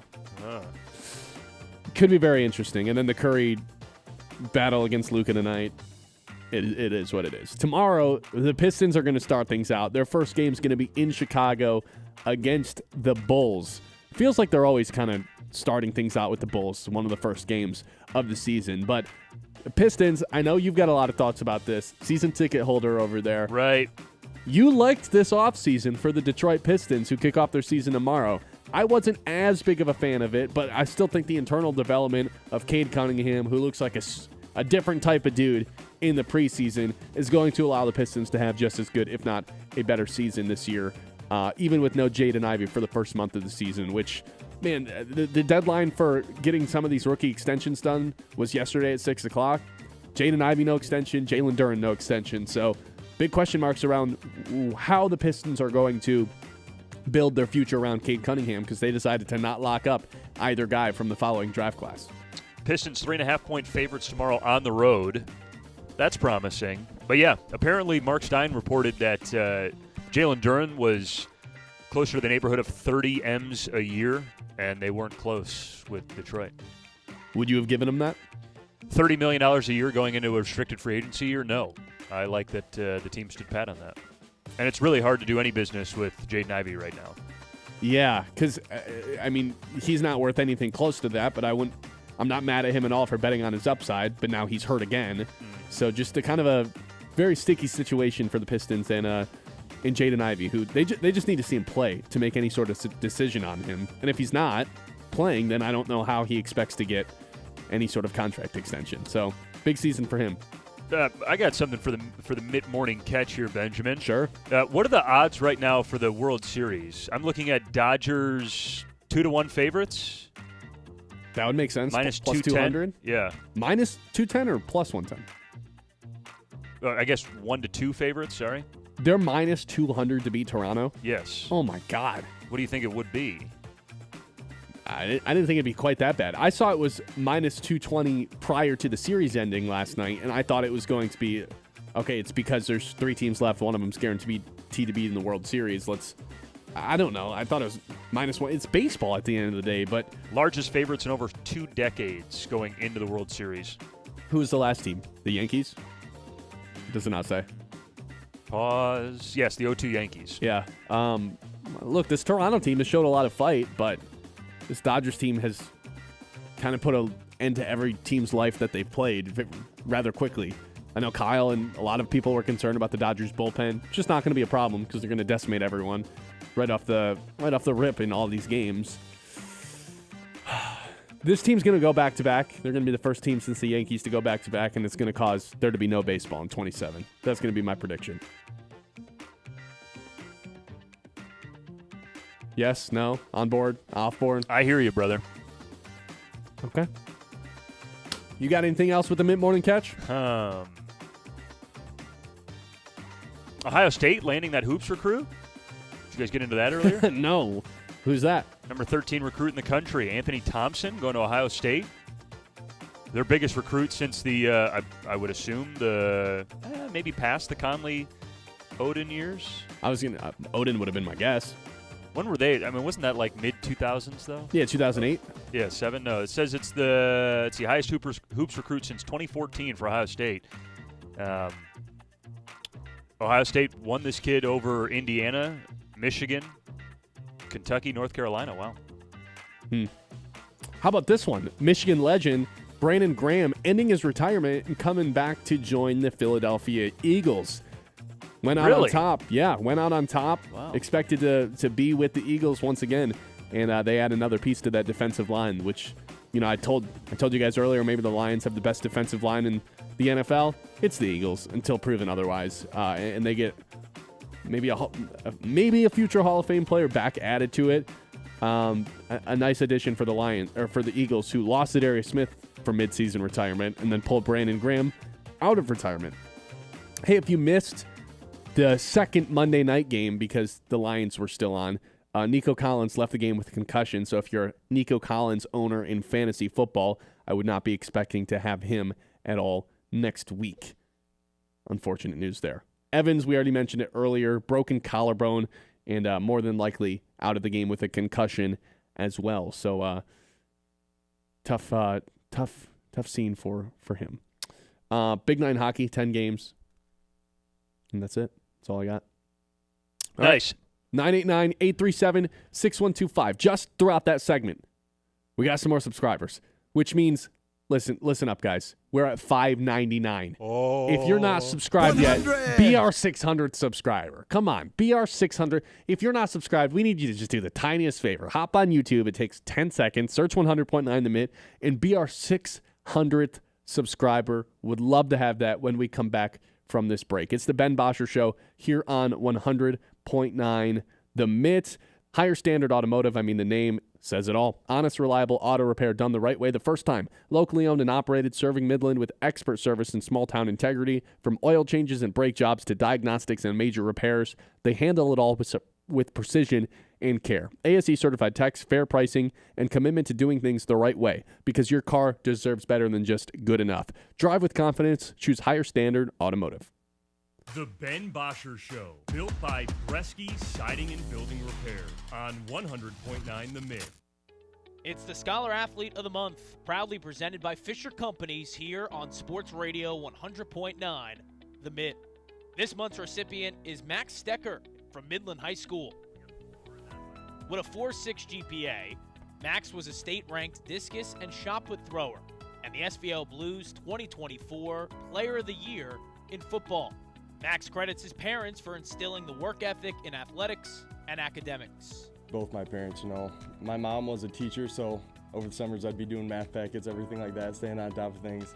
And then, my dad would always just, be the really big encourager as far as sports go and stuff like that. Max is now attending Northwood, a member of the Timberwolves football and track and field team. He's majoring in accounting and finance. To hear the full interview and nominate a local athlete, as we are now taking applications for our 2025-26 scholarship program. Visit 1009themit.com. Broken appliance? Don't panic. Call Mr. Appliance. With a 4.9-star Google rating, our expert service professionals deliver speedy service with a 1-year done-right promise, so you can count on long-lasting repairs. We treat your home or business with care, no mess, and no trace left behind. Ask about our appliance wellness program to keep things running smoothly year-round. Visit us online at MrAppliance.com for easy online scheduling and local contact information. Mr. Appliance, speedy, trusted, guaranteed. Detours driving you bonkers? Ideal Party Store's got your back with the DD, Detour Discount.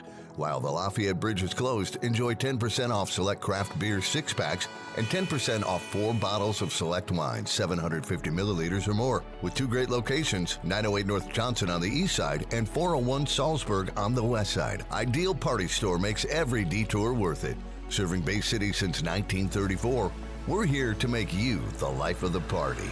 Now, wait a second, Sharon. So the Midland Area Community Foundation runs the Midland Area Santa House? You bet we do. And Midland Area River Days? Absolutely. Plus scholarships for students and grants for local nonprofits? That's like hitting the cycle and impacting our community. Anyone can step up to the plate and help build community capital for as little as $5. $5? That's the cost of a snack at the ballpark. How do I get in the game? Just visit MidlandFoundation.org and make a gift to our community investment fund. Every dollar makes a difference. Join the team. Give today at MidlandFoundation.org. At Aird Insurance Group, they're more than just policies. They're your trusted partners in protecting what matters most. Whether it's auto, home, life, or business insurance, their team takes the time to understand your needs and find the best coverage for your unique situation. With personalized service and unbeatable rates, Aird Insurance Group makes protecting your future easy. Call Aird Insurance Group today and see why their clients trust them to keep them covered. Aird Insurance Group. The experience matters. Every Wednesday on the Ben Bosscher Show, thanks to our friends at Garber Chevrolet, you've got a chance to be a big winner. That's what this is all about. It always has been about. How about a twofer? October 15th and October 22nd. Get this, we're giving away tickets to Michigan versus Michigan State in East Lansing this season. That's right, thanks to our friends at Garber Chevrolet. Back-to-back weeks, we're sending 2 lucky listeners home with tickets. That's Big Win Wednesday. Be ready to text in at 10:15 a.m. on the Ben Bosscher Show. Scrolling? Make it count. Want local sports content that actually matters? Yeah. 100.9 The Mitt is loaded with local highlights, viral plays, breaking sports news, and takes you can't get enough of. It's hot! Follow us on Facebook, Instagram, TikTok, and YouTube today, and you'll never be out of the loop on the Lions, Tigers, Pistons, Red Wings, Michigan State, and even the biggest stories in high school sports in the Great Lakes Bay region. 100.9 The Mitt, Mid-Michigan's sports leader. Bel Air Brown, Dragon's Milk, Mad Hatter, Purple Gang, and Huma Loopalicious. These are names that let the imagination run wild and let the taste buds take a stroll. Welcome to the craft beer craze in Michigan. Bolstered by the Great Lakes and nurtured by the glacier-rich soil, here awaits a brewer's paradise. With fresh hops growing tall in the Old Mission Peninsula and fresh barley fields sweeping the mitten, Michigan ranks 5th in the nation in the number of breweries, microbreweries, and brew pubs. From Good Harbor Golden to Whitefish Bay Wheat, from Motown Lager all the way to Park Bench Porter, Michigan is serving up a frosty glass of perfection. Whether you want to take in a game with a Two-Hearted Ale or just sit on a front porch sipping a Steelhead Red, let's tap into life at its fullest and treat ourselves to a taste that's pure Michigan. Your trip begins at Michigan.org. The Ben Bosscher Show, built by Bresky Siding and Building Repair on 100.9 The Mid.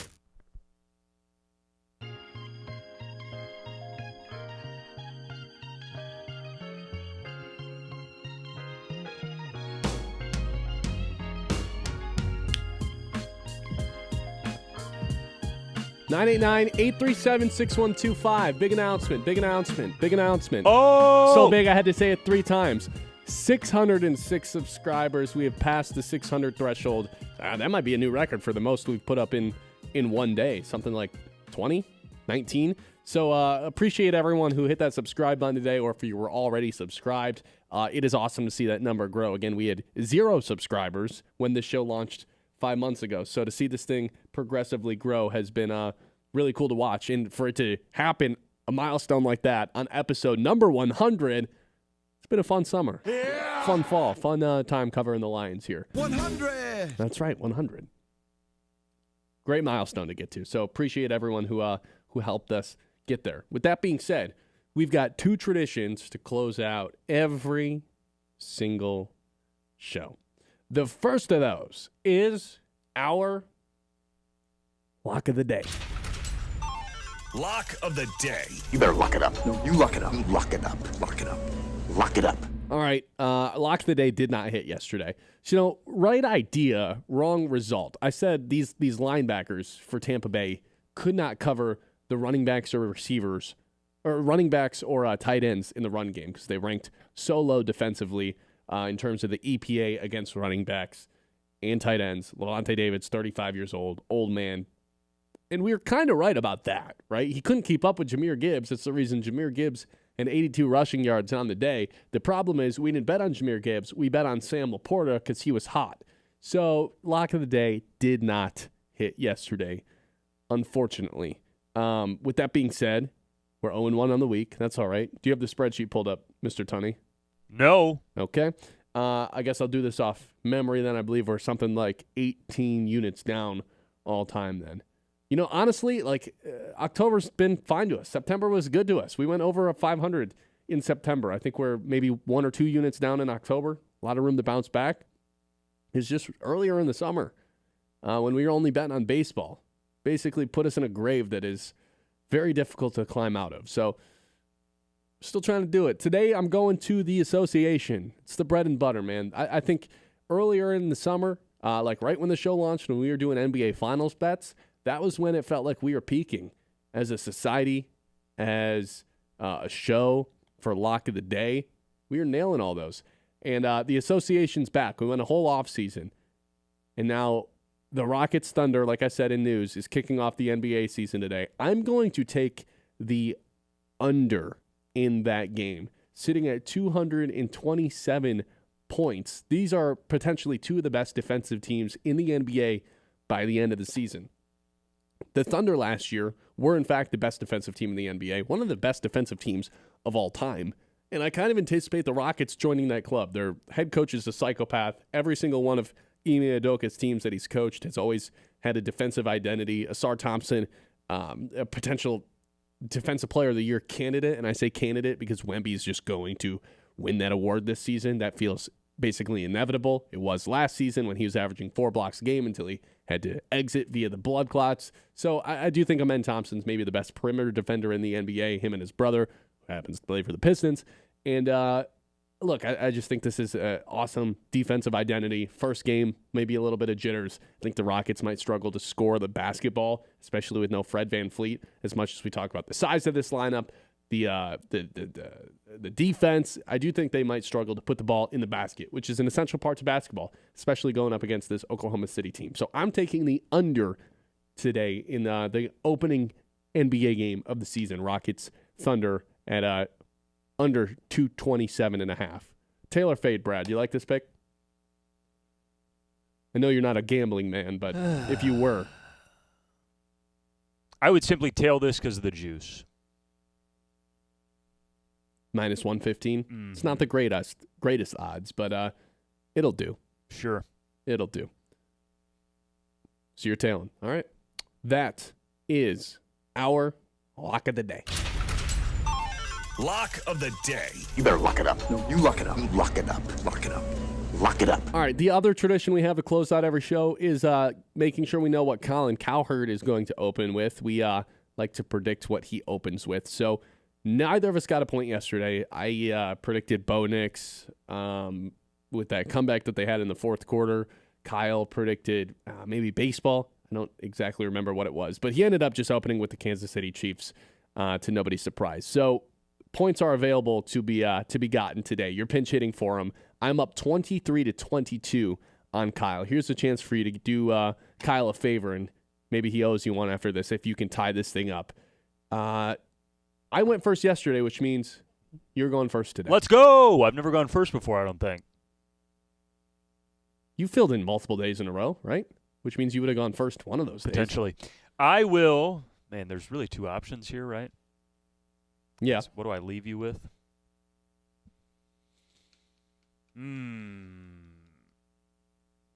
Screw it. He leads Lions. Yeah, this is the right answer. Okay. What's the angle he takes, though? You're just gonna say No, team? I don't have to be more specific than that. You don't have to be, but that they're the best team in the NFC? Nope. I'm just leading. He's leading Lions. Oh, okay. So you can take World Series.